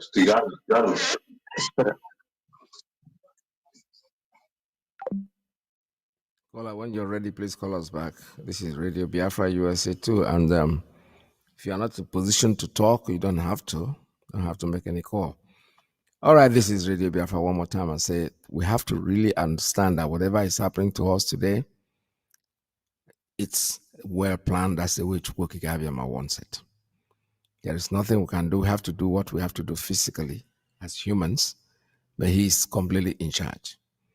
Mazi Nnamdi Kanu, for me, as far as I'm concerned, is going through a process, and that process in the end will justify the means. He is our leader. God has ordained him to do what he is doing. It is not in my place or your place. No, normally as humans we get angry once in a while. But you know something? Let's stay focused because everything will be all right. No matter no matter how much they try, they cannot break us. And don't be broken, because if they broke you, you are like somebody who preparing a very beautiful dish. You had salt on it and the salt is not enough, and then you fail to put in more. So you get away and then start wondering what is happening to you. Let me take this call again. Caller, good morning. Tell us your name and where you're calling from. My name is Simon. I'm sorry to talk, but I have to do this.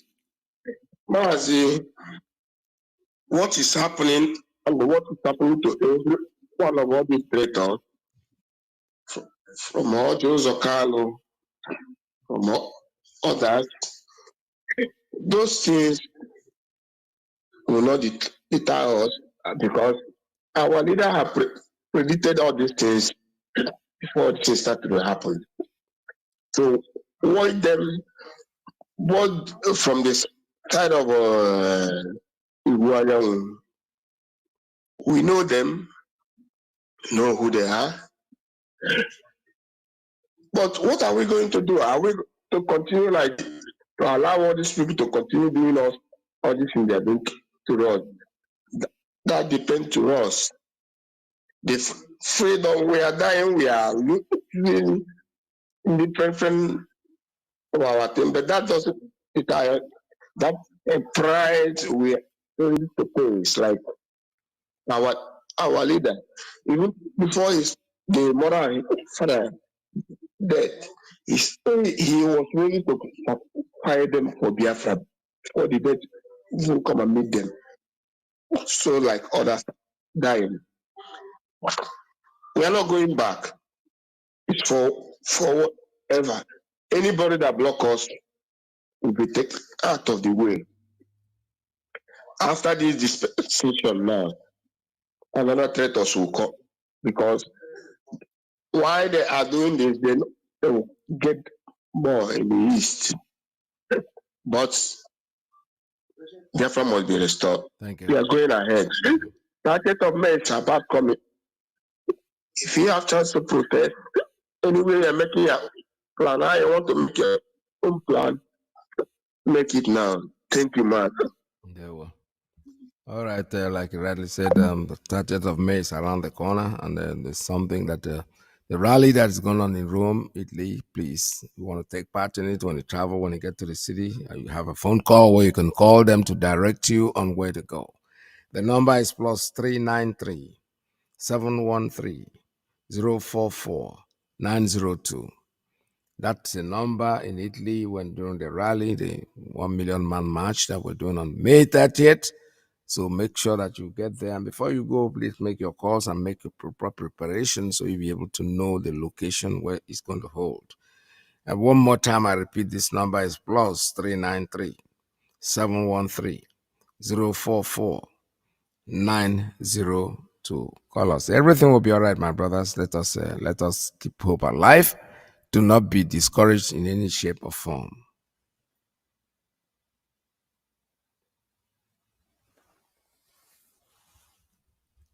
Having issues again with my phone. Don't know what's happening. It's not talking. All right, so I'm trying to play some music, but unfortunately, it's not sounding out. I don't know. I think I need to do some work on this one.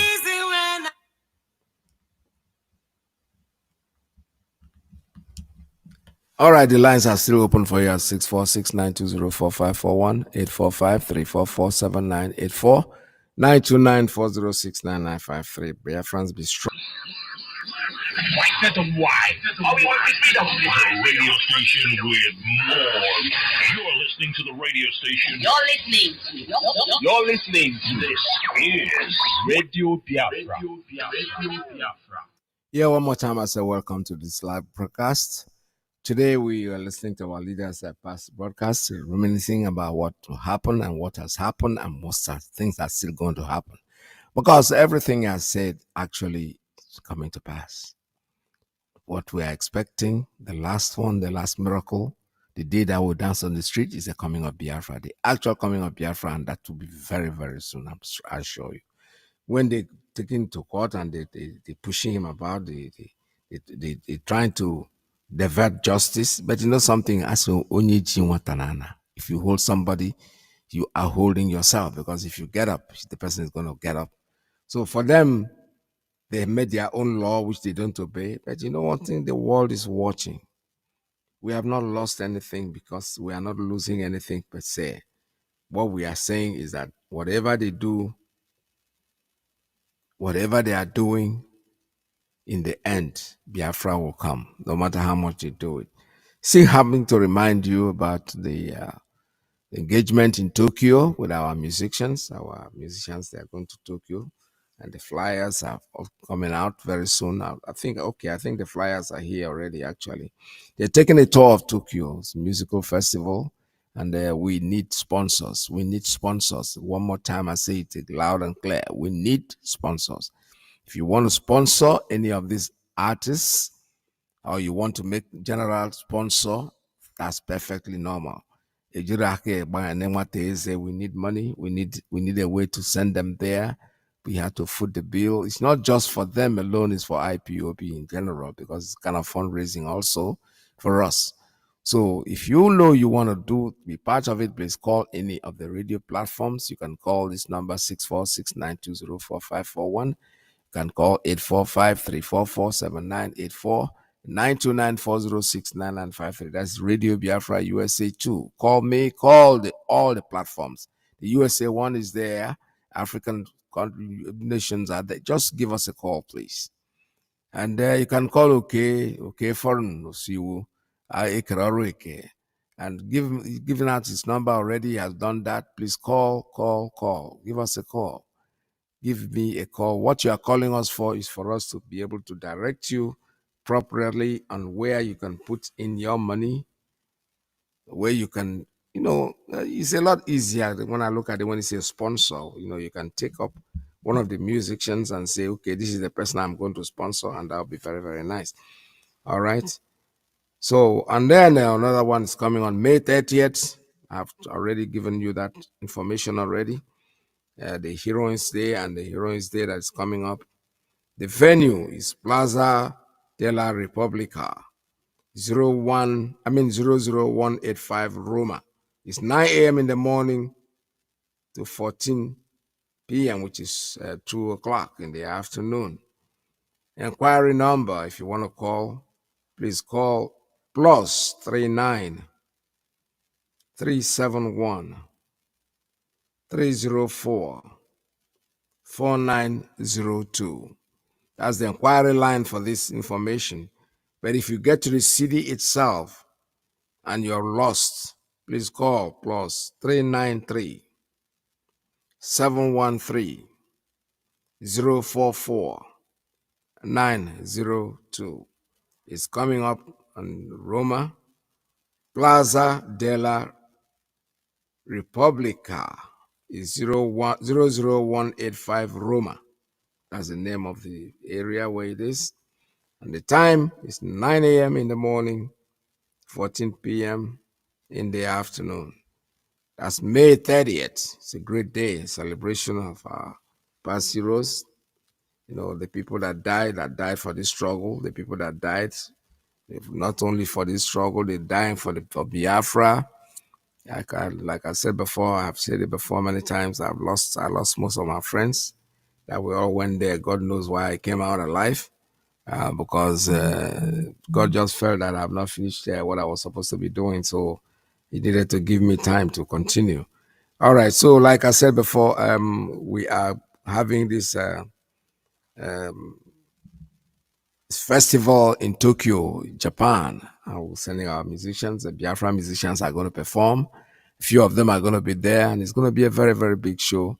But we need sponsors. We need people. We need people to help us move them there to do what is good for us. It's not just them, like I said before.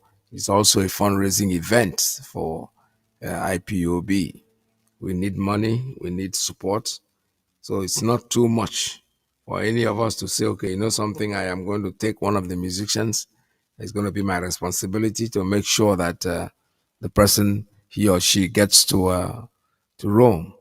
Very soon on the program, we'll start announcing the names of the artists that are going there, because I've not been given that information yet. But as soon as I get those information, I will put them on air. We have beautiful singers, beautiful musicians, those of them living, and those of them living in diaspora can really decide to take themselves there. We already have them. We have musicians all over the world. We have some here in America. We have some in Europe. We have some in South Africa, West Africa, wherever. But those in the Biafra land that are taking part in this event, they will be sponsored. We'll take them there on our, make sure that they get there safely, and they do their performance, and they get back to Biafra land safely. So if you are interested, like I said before, please call any of the platforms on radio and inform the compere or whoever is there that you are interested. There's a brother that called a few months ago, a few weeks ago, saying that he's going to make some donations on Euro. Should now call me. I'll be able to direct you on where sending the money for the events. All you need to call me is to tell me, then I'll tell you where the money goes. We have an account for it, and we have to be very sure that the money goes to the right place. That is happening Tokyo, Japan, and it's an event that will be recorded in history. We are trying to carry the story of Biafra across the world, international community. We have these beautiful, beautiful, beautiful singers, beautiful musicians that have done many, many good things for us. So the only way we can do it is send them out there to continue propagating this, what they are doing and what they know how to do. That is music, using music as a media, as a way to give out information to the world. That's one of the easiest ways, honestly.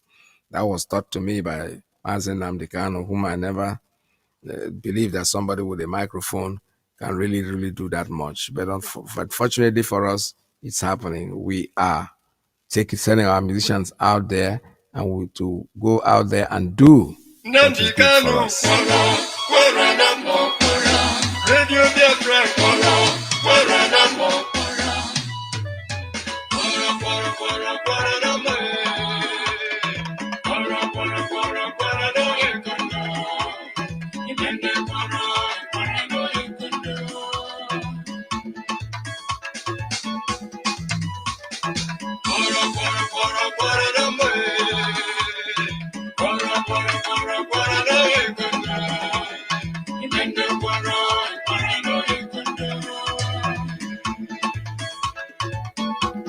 Nnamdi Kanu abejo, yara dojo basi.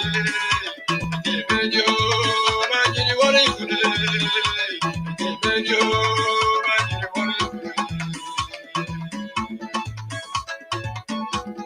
Nnamdi Kanu abejo, yara dojo basi. Abejo, manjini wale kude. Abejo, manjini wale kude.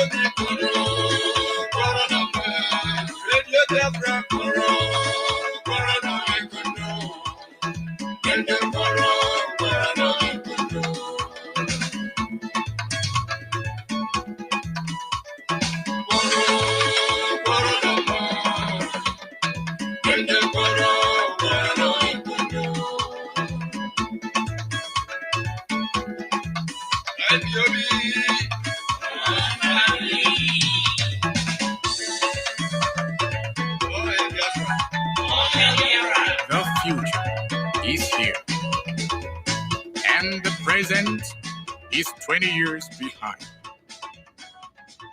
Welcome to Time Travel 101. On board is Captain Mobien. It is said that life is sweet and beautiful, but that is when you have a lot of things to enjoy and a lot of fun to catch. To me, it's pretty tough and a big threat to happiness when you have to work all day, maybe from 8 a.m. to 6 p.m., Monday to Saturday. All right, sorry, that was a clip somebody sent to me. I never listened to it before going to some mystery program. So one more time, I say welcome to the live broadcast. Give us a call at 646-920-4541, 845-344-7984, 929-406-9953. A lot of us have expressed frustration about actually what took place in court, and the court is moving into September, whatever time in September. You see, as we know that Nnamdi Kanu is a human, and we are all humans. We are feeling for him, getting locked up for nothing, especially when you are not guilty of anything and you're locked up. This is vindictiveness. Somebody's trying to show you I have the power to keep you. But all that thing, my brothers, is to our glory. It hasn't changed, and it will never change. No matter how much people think that they have power, but there's only one person that have this power. That's Chukwuka Abiyama. And that person, when I wouldn't use the word person, that thing, because I don't know what it is, whether it's a human being or whatever. I've never been privileged to see the spirit myself, but I know that when things like this happen, Chukwuka Abiyama is in control, absolute and complete control, and that is the way it is. going to be, and regardless of how much we as humans will try to disturb it, it's not going to happen. We are not going to be able to do anything about it. It must take its course. May 30th, we are going out there to remember all those that passed on, those who have been in this struggle before us, those who are still in the struggle with us. We are going to all make sure that we are there, and that in the end, we'll discover that our struggle is not for nothing. We have not wronged anybody. Asking for freedom, we heard what our leader said this morning on the repeat broadcast. And all the eminent people that we know, from Mandela down to Obafemi Awolowo, plus Nnamdi Azikiwe, the whole of us, they call them terrorists. But today, history has vindicated them, because these are men that really, really struggle to help their people. So the British government, they know how to classify you terrorists. Nnamdi Kanu, they have tried, but they charging him for treason, which they cannot prove anything. Terrorists, they cannot put it on him, because something, all he works about is a flag and a microphone. He has not raised even a jackknife on anybody. But there are people out there who have killed and maimed and human beings, raped women and destroyed children. Nobody's talking about them. They changed their name from terrorists to bandits, just to give Angelina another name. Instead of calling her Rebecca, you call her Angelina, but it's still the same person. The terrorists, they changed their name. They branded them bandits, bandits, because they want to make it look better. Oh, they are bandits. They are not terrorists. The people that are terrorists are IPOB and ESN that not killed one single ant, not even stepped on an ant on the floor.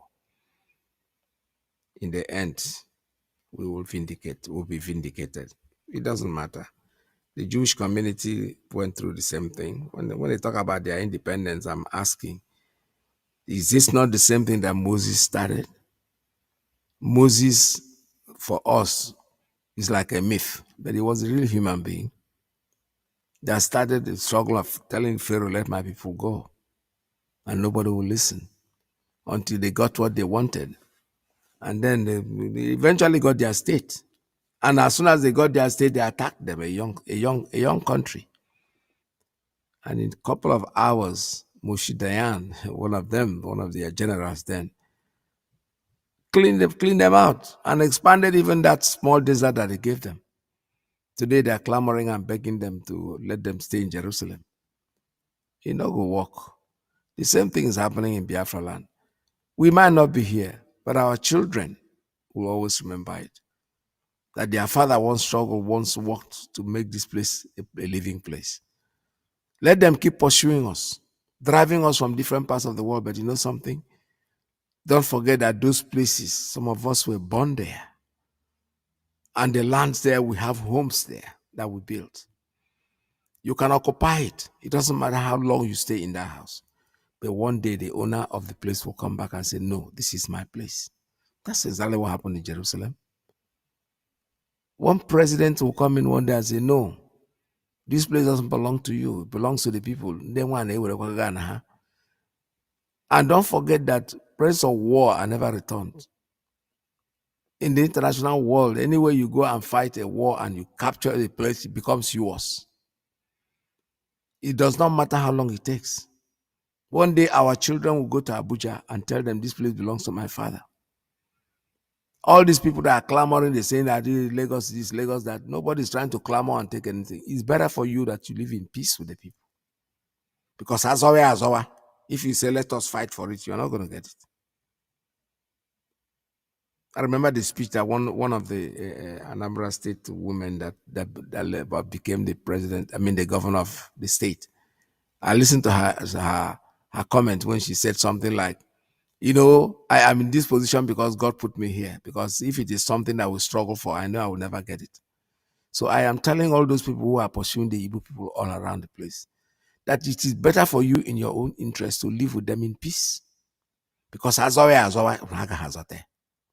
if we want to fight over it, we will take a vote your own. So all you need to do is quietly, peacefully let them stay. If you don't like them, so be it. You don't have to. But do not try to distract or take away what doesn't belong to you, because when you start dragging it, their children will come, their land will come and take it over from you. That will not be very long. So when you are pursuing them from Kaduna, you are pursuing them from Sokoto, you are pursuing them from Abuja, the Igbo man, wherever he is, you are pursuing him. There will come a time you will start begging the same Igbo people, because allow us to come, and because we have lived here for hundreds of years. That is exactly what is happening in Jerusalem. They took the land from the people, the owners. They lived there, their ancestors, not even them, their ancestors, great grandfathers lived there, occupied the place 500 years ago. They lived there until this time the owners of land went back to their land. Now they are now begging, give us a place, allow us to stay here. No, you can't stay there, it's not your home. So Nigeria will be better off. Those who want this, their so-called one Nigeria, they will be better off by letting the sleeping dog lie. All these things you are doing will not help you anywhere. Nnamdi Kanu, you have tried to kill him in his home at Omahibeku. People died trying to protect him. Mysteriously, he escaped. And today, you and I don't know how he escaped. Now, you went to Kenya where he's minding his business, take him there and put him in jail. And then you're fooling yourself by not even trying to pass. In your court, you won, defeated all of you. Something you should be ashamed of. No. You went to your highest court because you want the highest court also to be disgraced. And he's going to do it. They had defeated all the lower courts, and the appeal courts and everything have been disgraced. Now it's left for the old retired men, that their days on earth is over. What they are living is on borrowed days, like most of us. He's going there, putting his case there, and they will not try the case because they are going on recess. You are talking to idiots. That's what you think. But you know something? You also will be disgraced, because we are here watching. When it says September, it's around the corner. Keep on making a fool, a jackass of yourself in the whole world, the eyes of the world, allowing Great Britain to be dictating for you what to do in your own country. And you, the so-called youths, all of you are jumping, obedient. You are not the same. You are all the same. Even if you're obedient man, they don't give him the presidency. There is nothing you're going to do. Nothing. You just make the noise and that's it. Somebody yesterday called me, there's something I received. Obi is going to be there. I said, go and sit down. Stop consoling yourself. Just give yourself hypertension. I said, don't call me and be telling me about Obi and Nigeria, about whatever is happening in Nigeria, because I'm not a Nigerian. I'm a Biafran American. Don't call me and tell me about Nigeria. I'm not interested. And I don't think I will ever be interested. He said, but this one will show you. Can you put money on it? I said, put money on what? Oh, when you just talk about putting money on what? The only thing I say, even if Tinubu is going to be voted in, if going to be put in office, I bet you he's not going to last there for 1 month or for 1 year. And I said to him, look at the way you are thinking. You're not thinking like a normal person. Even if he is sworn in and he stays there for 1 second before he's removed, he has already achieved his aim. And there's no way you're not going to call him the former president. I used Ngige as the governor. I gave him an example. I said, I'm from Anambra State. There was a governor that was declared illegitimate for 2 years. But today, people still refer to him as former governor of Anambra State. It is in the history book already. So you are not thinking. You look at yourself in the mirror, stand in the mirror and look at yourself and say to yourself what you're saying to me right now. You discover how foolish you are. You sound very silly and stupid. Not thinking. Why do you have to put him there in the first place if you want to be a real country? What is wrong with interim government? What is it wrong with putting somebody there temporarily for you to be able to decide on who's going to be there? No. You are saying, oh, if they put him, I know they will put him there, but I bet you he's not going to last. Oh, the same thing with all of you. I just told him, I said, look at you. Your Buhari died 2017. Some people are saying, okay, don't worry, he died. Let them just rush up and leave. That's all. Nigeria. So ashamed to be attributed to you. I'm telling you. Because for you, nothing is. Which other way do you want for people to tell you that Monday is not Buhari? Everybody knows that. You yourself that is talking to me, you know that. But you don't want to accept that you are being fooled. All of you. The international world is looking at you like, oh my goodness. So there is nothing called Nigeria. We are Biafrans. And until they choose and they decide to give us our nation, that's when they will rest. We are not going to let any of them rest until we get our Biafra. We will give you an alternative. Today, I don't even think you are more interested in the alternative that we give you of conducting a referendum. You are looking at it as if it is nothing. But we still stand by it, but there will come a time. Actually, I think even yourself have given up on the referendum thing because you know that you're definitely going to lose. The more you stay, the more you try to struggle with this thing and diverting this, the longer it stays, the more possibility of we getting 100% on that referendum. Because when they started shouting this referendum, maybe if you had it that time, it could have been something that you are not very sure of, that the outcome, what was going to happen. But today, I bet you if you conduct this referendum, it's going to be 100%. This is Radio Biafra USA too. So let us have a call coming in and take more calls, about 2 calls before we call it a day. However, these calls are based on what I will discuss this morning, our leaders' past broadcast that we put in. A very interesting broadcast. I listened to it perfectly well before I used it on the program today. Because this is May, and he did this on May 16, 2021. He made that broadcast, and it is still relevant today as it was when he first made it. We are having a rally about 30th of May in Rome to commemorate the memory, bring back the memory of those who died, our heroes, our past, heroes of the past that were destroyed by this thing called one Nigerianists. So we're having a rally, serious one in Rome, Italy, on the 30th of May. If you are interested of going there, please make sure that you do that because it's going to be a wonderful time thing. The venue of the rally is Piazza della Repubblica. That's the venue. It's in Roma. It's 00185 Roma. The time will be 9 a.m. in the morning to 14 p.m. in the afternoon. And the inquiry number, to get your pen and paper and write the inquiry number down, +39 371 304 4902. If you get lost when you get there, there's also a number you can call when you get into Roma. It's +393 713 044 902. That's the number when you get into town and you're lost. Please call. We have our heroes and heroines. Chukwemeka Odumegwu Ojukwu is going to be remembered. And the parents of our leader, they'll be remembered. The parents is Israel Kanu and Lolo will be remembered on that day.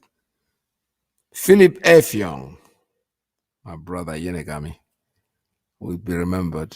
And there are others that passed on also. I remember in my memory, Ikonso will be remembered. All of them will be remembered on that day. So I need you to keep that date open. It's May 30th. Take a call. Let me take this one before I continue. Caller, good morning. Tell us your name and where you're calling from. Oh, there's I Peters. There's I Peters. Someone okay to question. They're the veteran. Biafrans all over the world.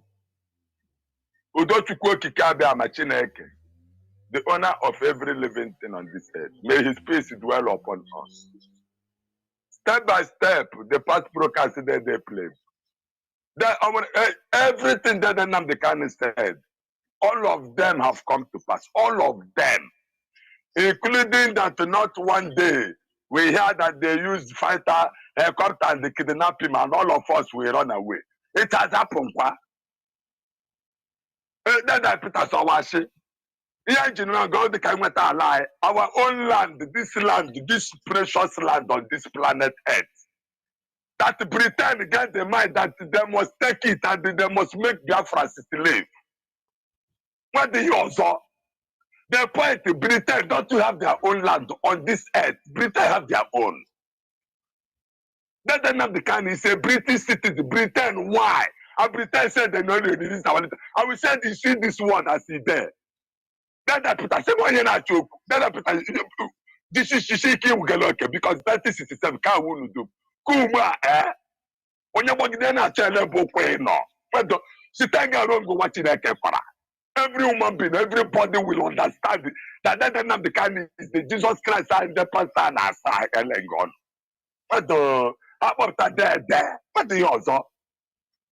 Then I think it was him. Baby. Chukwu Kikabe Amoke Mwa Wasim Zengo. Psalm 67. From verse 1 to end, then Psalm 68. Obugale. From verse 1 to end, Psalm 68, verse 35. Very important. A song of thanksgiving and the national song of victory. I can say all the side that I put that put us. Now you're saying, you know what? The side that I put and Supreme Court will pay everything can come. Britain. You see that the Kanu deprive their human rights. Every time that is related to human rights, you pay him. Sheshe will not go out. Let's bet. So that I will know if I go church like I'm a prodigal son, I'm a real son of the son. Oh my God. Thank you so much. I said for the wicked that I put that to the come. Biafrans anywhere you are, you put there. Let the ticket does the man and the thing as a walk by hijacker, not a do so that any day I said that they go by the I went the bad again. I got oh, I got what I did. Oh, I said for I need that. All these Biafrans, everybody wake up. All these leaders, now them tell Fulani, what is the feel of Solani? And then I can meet you from that. All Biafrans. Biafra. All right, thank you very much. This is Radio Biafra. We're still taking calls. Still have one or two calls to take before we call it a day at 646-920-4541, 845-344-7984, 929-406-9953. See, reminding you, but 30th of May is coming. 30th of May is a very, very important date for us. The day we remember our heroes and heroines, people that fell during the war, some of our friends that were not able to make it to the end. All right, we have Iyke Mazi, my brother, who also, even though he didn't pass on during the war, but at least passed on later. And Philip Effiong, our veteran hero, our big time vice president of the state of Biafra at the time, that also fell. So on May 30th in Italy, we are having a rally, a serious rally, and that rally will to inform the world that our situation still has not changed. We are still struggling for our lives. We're still struggling to be what we are, and there's nothing they can do to stop us. They will try, but we are going to always prove to them that we are formidable. So stay put on whatever you are doing. The struggle has continued. The struggle has not ended and will not end. What end the struggle is when Biafra comes, and we all become Biafrans and will dance in the street. Our leader is the leader in the sense that we call him the prophet of our time, because most of his predictions, I wouldn't even call it predictions, I would call it most of his utterances, things that he has said, and all of them have come to fullness, and there's nothing anybody going to do about it. May 30th is just a very big day. It's not far from here. And fellow Biafrans, I want to talk to you very closely about this issue in court. Do not be disturbed. We know we feel for our brother Mazi Nnamdi for being at the wrong place, but you know something? When you are locked up and you are in jail and you are innocent, believe me sincerely, you'll be smiling. You'll be able to attune to your God, because it means that God has reason for keeping you there. But it's only when you're guilty of an offense, maybe you did something and you get locked up, then the guilty conscience, no matter how much you try to pretend as if you don't feel it. No, if you did something and you're locked up for it, believe me sincerely, you once in a while ask yourself, why did I even do this? I'm here because of what I have done to myself. But when you are there and you have not done anything, you're just struggling for the history, for the survival of your own people. And some people who think that they have power, they carry you, they lock you up, they make a mess of your life, trying everything, but eventually, in the end, because where you are means that you are under the direction of the divine power, something that you and I cannot see. And that something is the spirit of light that is there with you. He's guiding you. There's nothing they can do about you. Believe me, trust me. They can plan, they can do, they can try everything, but in the end, you will always excel. Because there is nothing you have done to harm anybody. Calling you a terrorist or calling IPOB a terrorist is not something it didn't start today. You know, because there's something that was very pertinent in those days, in the music days when we're in the club performing, and you see women, club girls, and they're trying to fight themselves. The other one, the club girls are ashawo. That is, ashawo means prostitute, and but that's why all of them are there. But that's the first thing they call you. So Nigerians, because they are terrorists themselves, that's the first thing they call you. As soon as they, oh, you say terrorist. If they don't call you terrorist, then they say you have committed treason. Because for them, treason is just a language that they just picked up and they use it anyhow. So you can be called a terrorist. Our leader told us this morning, and when I heard him very clearly, that Obafemi Awolowo was called a terrorist. Nnamdi Azikiwe was called a terrorist. Our behold and beloved Nelson Mandela, they called him a terrorist also. So what does it, is it not an honor for you to be called a terrorist? It is an honor for me. Because the moment they don't call you that, it means you're not doing anything. You're not relevant. You're just making some noise. But when you become somebody up on every day they talk about you, that means that you're doing something. I have said it before on the program when I started. Originally, I was listening to Radio Biafra. I never joined IPOB. Until when they locked Mazi Nnamdi Kanu, and somebody told me he wasn't on air. Somebody said he had been locked. I said, okay, which means he's doing something. So I think I belong here. So the calling you a terrorist, don't let it deter you or put you down. Because you are doing something. That's why they remember you. Otherwise, they wave the back of their hand. Remember what one retired general or major in the army said something about our leader. That Nnamdi Kanu was first arrested by our leader Nnamdi Kanu was first arrested by Olusegun Obasanjo when he was president. They brought him in, and Obasanjo listened to the man and said, "You know something? Leave him, let him go, because this man will bring me into more trouble. Just go. No press conference."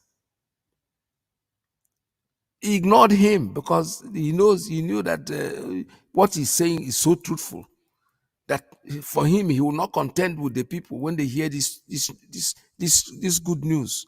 When they hear this story of this man, he's going to change the demography of the people I'm going to rule. So let's just quietly take him away.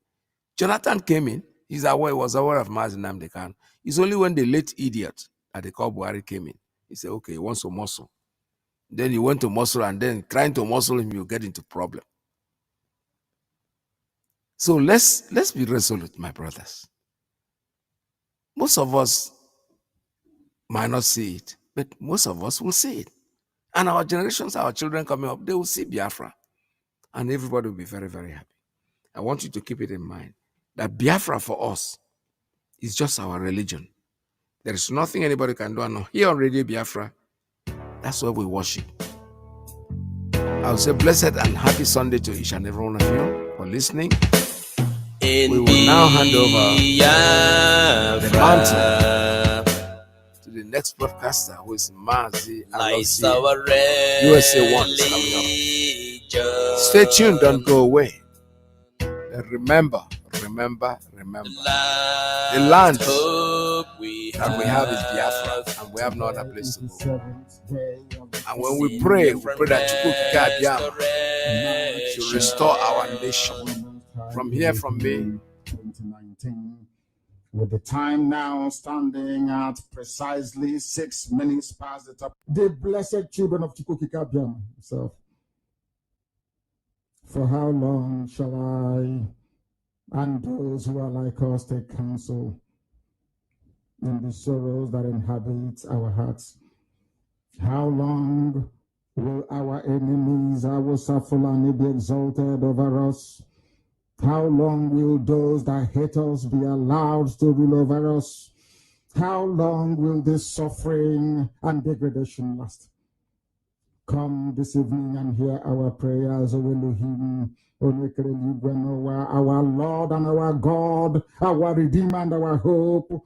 Come and lift this very burden from our shoulders and lighten our eyes, because we will fall asleep, and that sleep is death at the hands of marauding Fulani headsmen.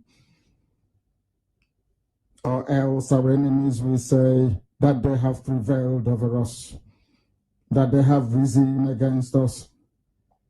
Those that trouble us will rejoice, but you will not allow shame to befall your children. We submit all that we are unto your loving hands, because we trust in your mercy. Our hearts shall ultimately rejoice in their salvation, because Biafra will come. If what we encountered today is anything to go by, there are millions of men and women all over the world who are influential, that you have sent to carry this very message and this very gospel to the heart of every nation and every conscientious government around the world. Therefore, this very noble family of IPOB shall sing songs of praise unto thee. We shall lift up your holy name, for Biafra will be sanctified, and evil shall not dwell in it. That very purpose for which you allowed our ancestors to migrate to that very noble land will be accomplished in our lifetime, that your name may be praised, adored, and worshipped in the land of a free Biafra, now and forevermore, we pray. He said, and it is very necessary that we pray here. Nobody is like us, because as I would always say before we came, there was nothing like us. Now that we are here, people can pretend, they can imitate, they can copy. They will try and wish to be like us, but they can never be, because there's only one IPOB, one indivisible family under the supreme guidance of heaven itself. There is nothing man can do. But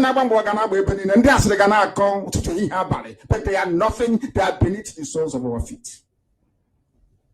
Because we have come to do the work of heaven, and we are succeeding in this very noble task. The job is not easy, I assure you.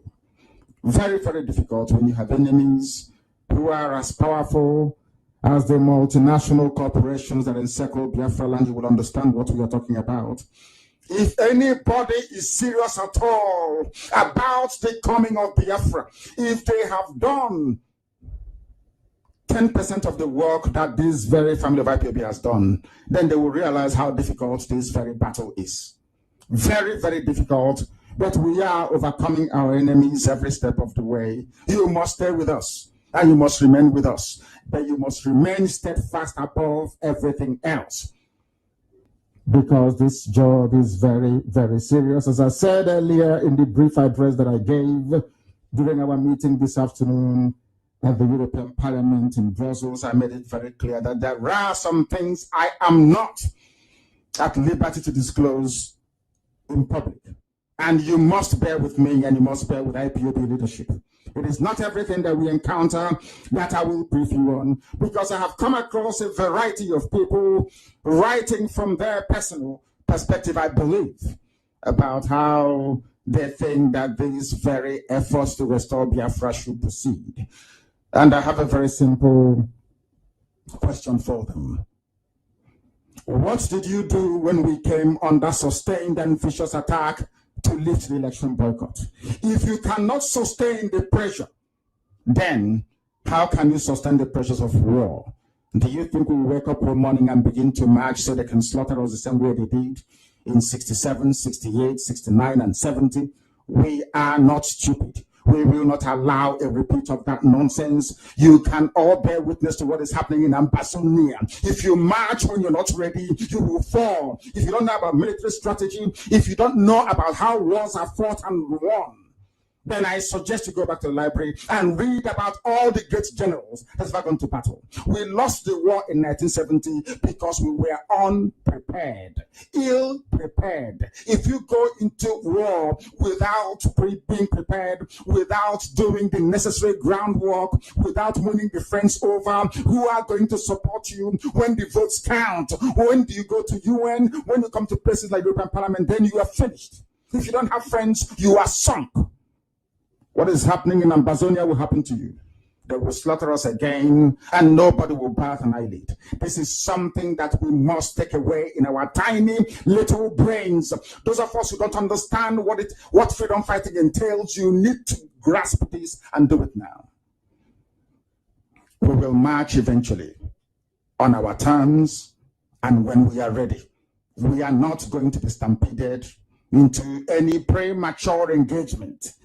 But I assure you that definitely we will march, and when we do, the zoo will know about it. The world will know about it. And then nobody will dare rise up to blame IPOB. Understand this very clearly. We know where we are going. We are focused and we are dedicated. You must understand that and assimilate that. Some of you answering Igbo names, but born of Awusa Fulani. You think we are stupid? You think you can blackmail or pressure us or stampede us into taking a very hasty action that we will live to regret? Any day I declare the Republic of Biafra, you will know that we are ready to march. Understand that. But until then, do precisely as you are told. You must do as you are told. Because every step we take, every move we make, every utterance we utter, everything we do is designed to bring Biafra closer. Sometimes you may not understand it. Sometimes it is too complex for you to comprehend. But one thing is inescapable. Everything we do on this glorious platform, on IPOB all over the world, is designed to bring Biafra closer. You must understand and appreciate this.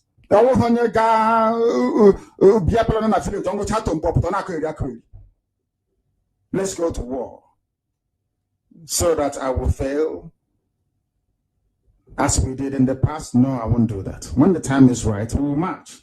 That I can assure you. But before we do so, we must do the needful. Wherever you are on this very planet, if you have not joined this very noble family, then I suggest you do so. Because the Janjaweed, Alamajiri Fulani, they are coming for you. You have seen that they have resumed hostilities. The ethnic cleansing of Lower Benue has begun in earnest. The sacking of villages, the mutilation of children, the rape of pregnant women has commenced full time once again, because people were foolish enough to allow themselves to be used. Or should I say, a very significant proportion of the Yoruba Muslim population allowed themselves to be used. And I keep saying this all the time, that the problem we have, people from the southern part of that damnable zoological republic, of which Biafra is unfortunately a part of, is down to the Yoruba people in the West. Now, I'm not insulting anybody, but they should use their tongue to count their teeth. They should stop siding with evil. They should allow fair competition to exist, because without competition in this very life, you cannot succeed either as an individual or as a race. Since they're afraid of us, they don't want to compete on equal terms with us, then everybody must go their separate ways. I'm in fact very, very impressed with some people who have now seen the light and have conceded publicly and privately to me and other people that IPOB had been right all along.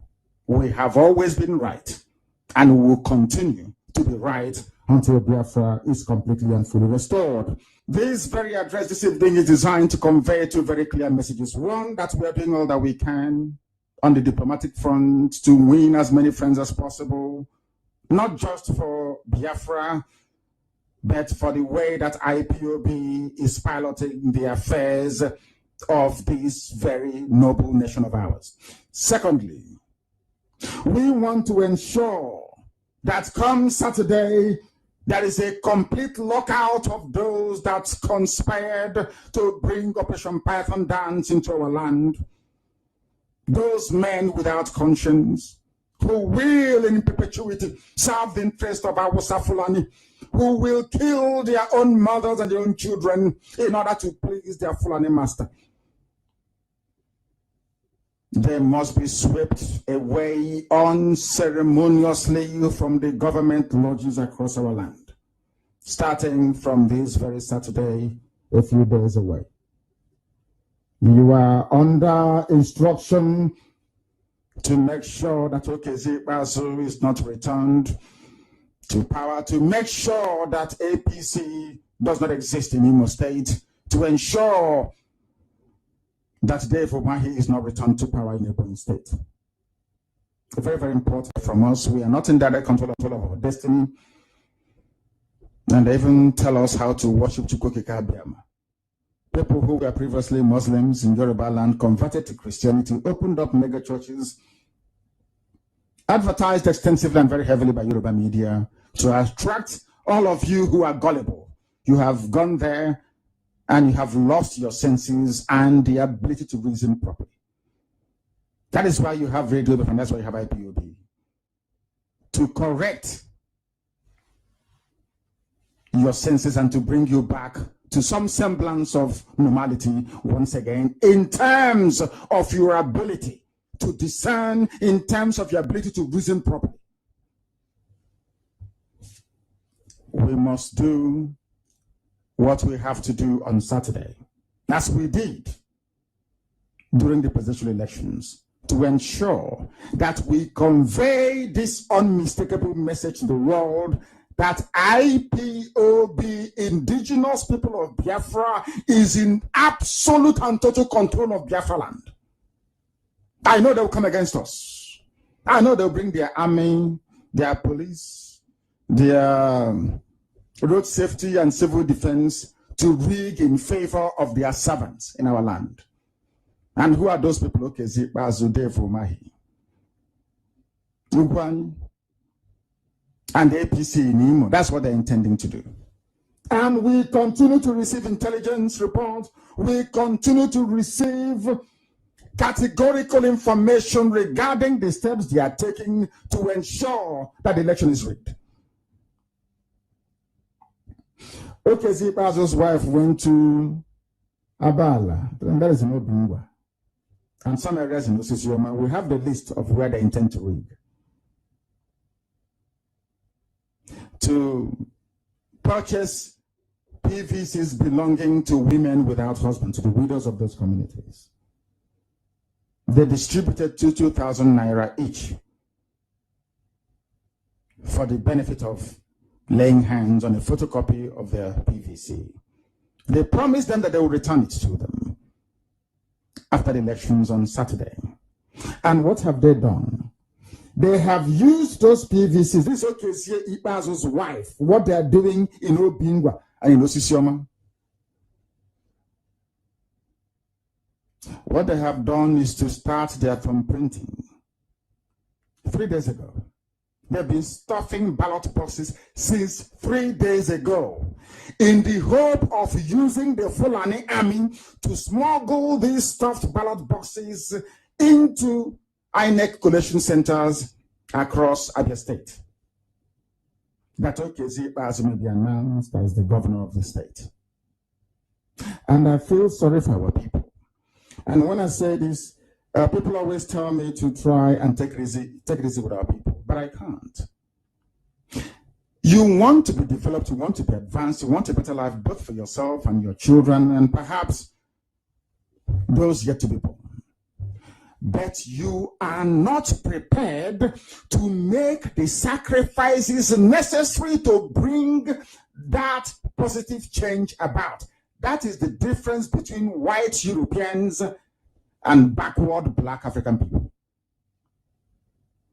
What is happening in the zoo today, what some of you are about to encourage to happen in Abia State cannot happen anywhere else. You complain about lack of essential amenities, road, water, schools, hospitals, and all the rest of it. Somebody has been in office for 4 years. Nothing done in those 4 years.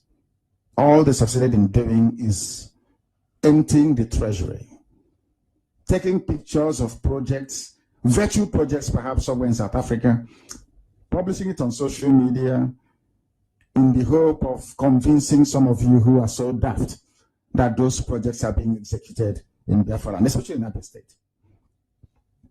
That same man occupying that very house, you know, my GRA, asked Fulani people to come down. I want you to consider this very carefully. Okay, Zipazo, Devo Mahi, Nyawodo, Wilio Biano, and Aborawasa all conspired with the Fulani North to bring their army into our land to kill all of us. Now consider the consequences. When Fulani headsmen march into our land, who is going to stop them if not IPOB? The same people who are prepared, ready, and geared to defend our land with our bare hands, more or less, are the ones being killed and slaughtered by our Fulani servants in our land. And nobody is doing anything about it. And some people are even foolish enough to contemplate voting for such individuals or encouraging them to rig the elections.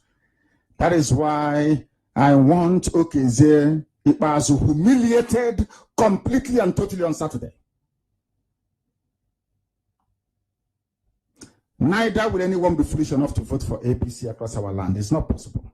We will not do it. They will continue to rig themselves into positions where they find those on the ground so weak that their votes can no longer be defended.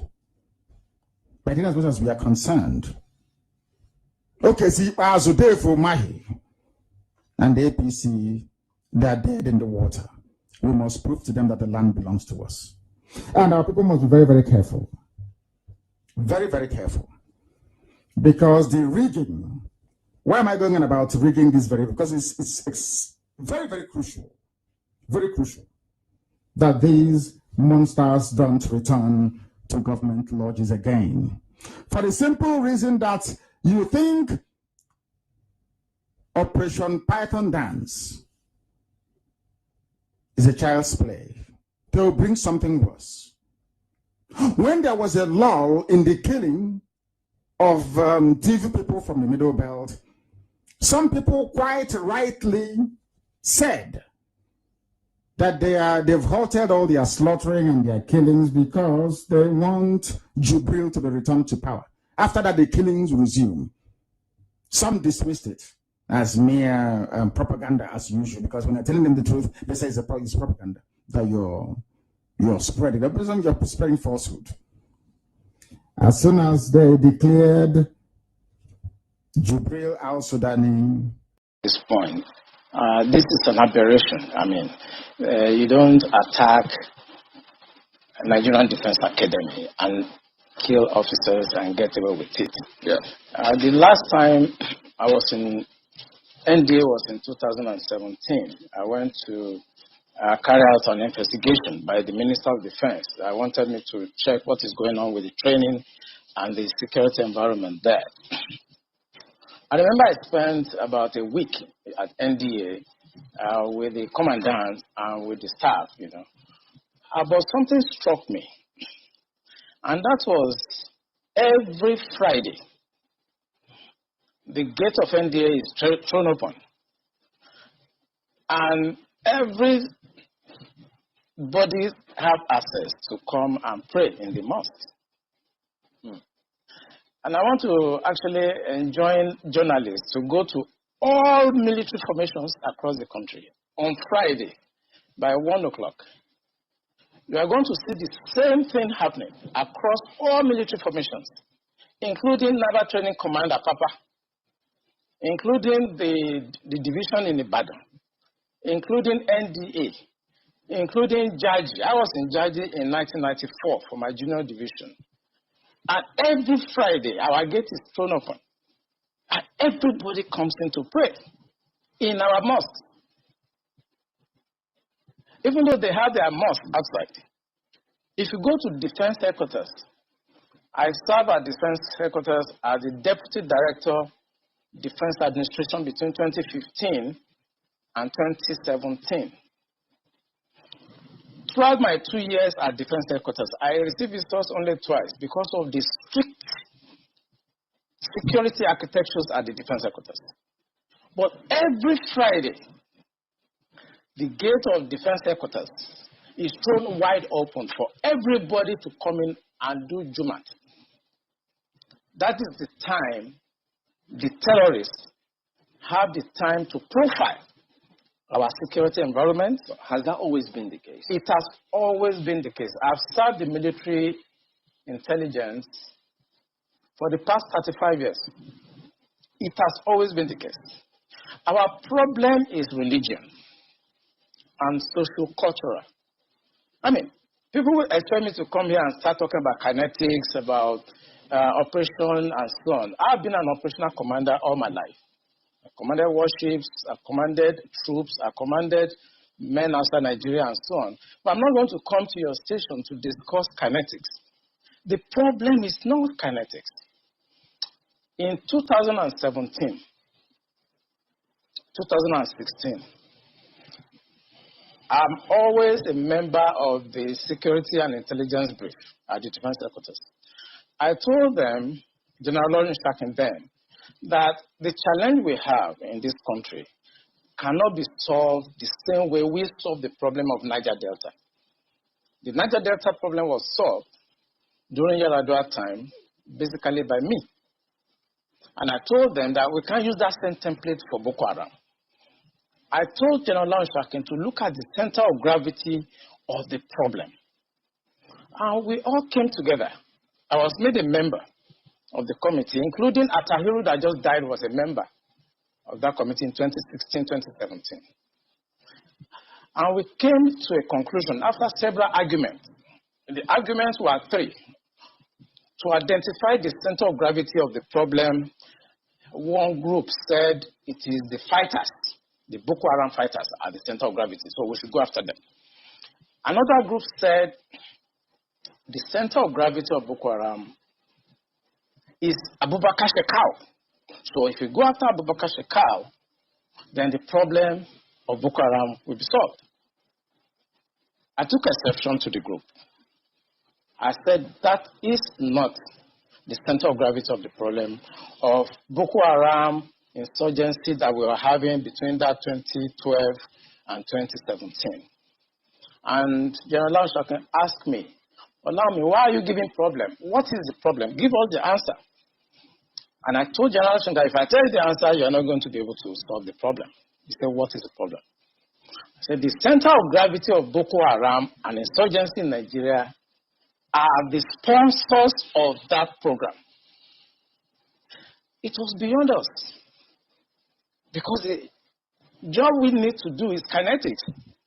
Fight, destroy places, resolve issues.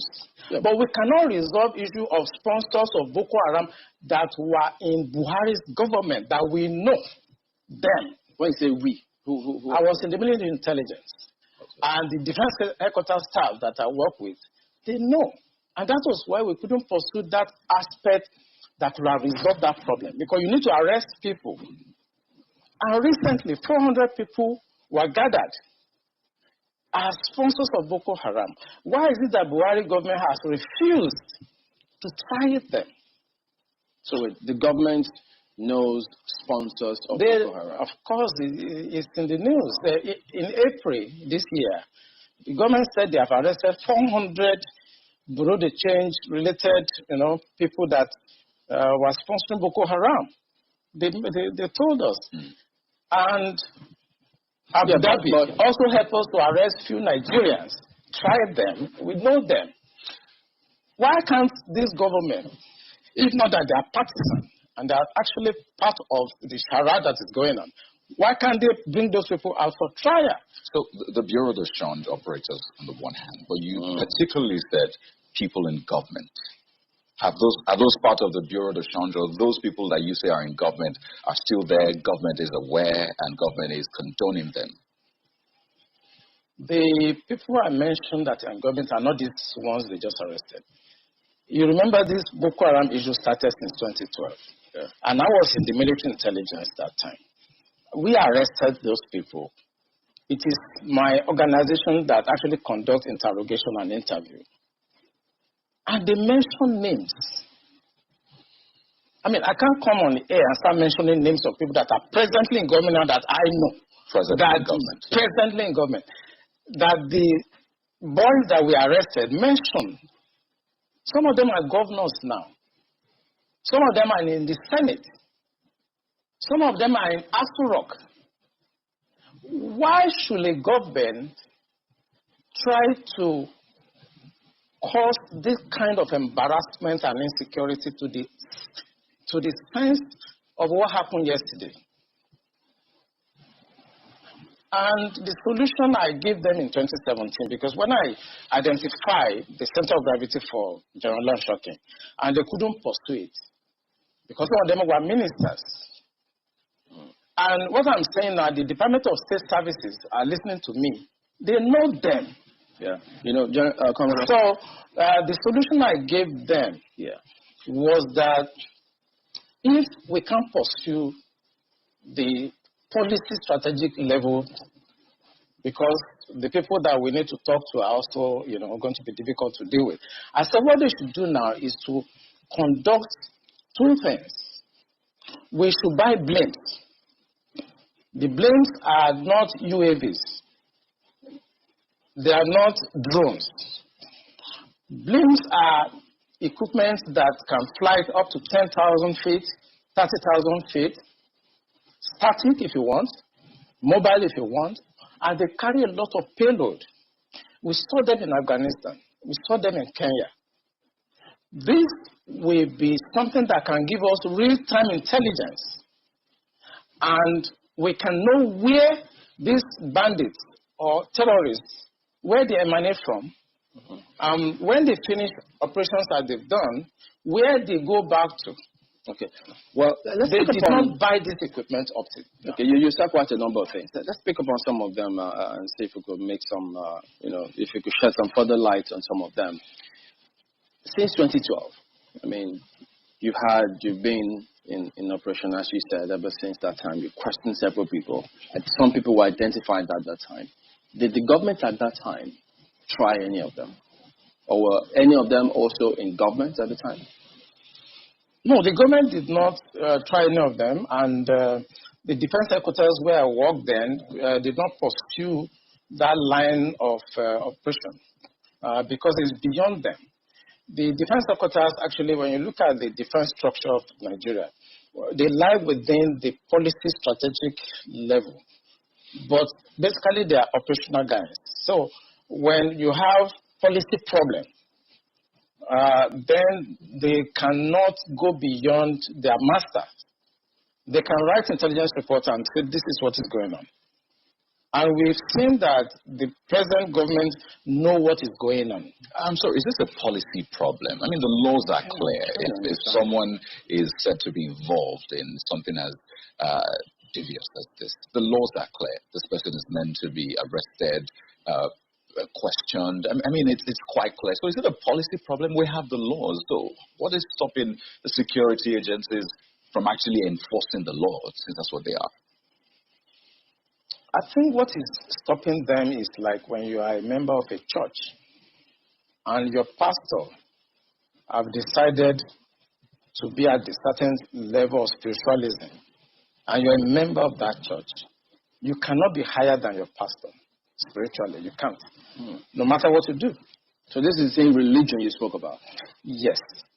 In real life, you see that the defense headquarters cannot conduct any operations that is not sanctioned by the commander-in-chief of the armed forces. They cannot. No matter how small, little. They cannot. When the Yar'Adua government decided to put an end to Niger Delta militancy, that was in 2007. What he did was simple. He called all the security chiefs and all the intelligence chiefs and tasked them to come up with a solution. The Defense Intelligence Agency, the National Intelligence Agency, the Department of State Services were called with the Inspector General of Police and the Interpol to come up with the solution to the problem. Then the problem was Niger Delta. The president was Yar'Adua. He was dispassionate. He wanted to solve the problem. Within 6 months, we solved the problem. I remember I have to go to Angola to go and bring Herioka, and nobody in Nigeria knew what we did. All we know is that since 28 that we conducted our operation under Yar'Adua, Niger Delta issue has remained manageable. This government does not want to resolve this problem. They are escalating it because of tribal and religious sentiments. So when you say this government does not want to resolve it, don't forget the same government has purchased. In fact, they're going to induct the Super Kanu jet because of, the insecurity situation. They have, the president has had to change guards, as it were, as a result of people's clamor. I imagine if that was not in the thinking, why would you go that length to make some of the, some of the pronouncements, the meetings that have happened, the purchase, the change of guard and the rest? Why would they do all that if they don't want to solve this? Because that is not the solution. What you just mentioned is not the solution. When you have a problem at policy level, strategic level, operational level, when you have a problem, what you need to do is to identify the center of gravity of that problem and attack it. That's what you do. What they are doing is not attacking the center of gravity of the problem of Boko Haram and insurgency. So if the president is buying super to Kanu, is changing service chiefs, that is not the solution. This government does not want to resolve it. Don't forget, the same government has purchased. In fact, they're going to induct the Super Kanu jet because you have a problem at policy level, strategic level, operational level. When you have a problem, what you need to do is to identify the center of gravity of that problem and attack it. That's what you do.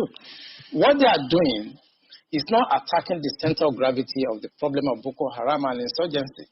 So if the president is buying super to Kanu, is changing service chiefs, that is not the solution. We are looking at the wrong side. It's not kinetic. It's politics. Are you ruling out kinetic altogether? I can't rule out kinetic because it's part of the solution. Spectrum. It's a spectrum, so you can't rule out something. But the center of gravity is what they should look at. And what is it?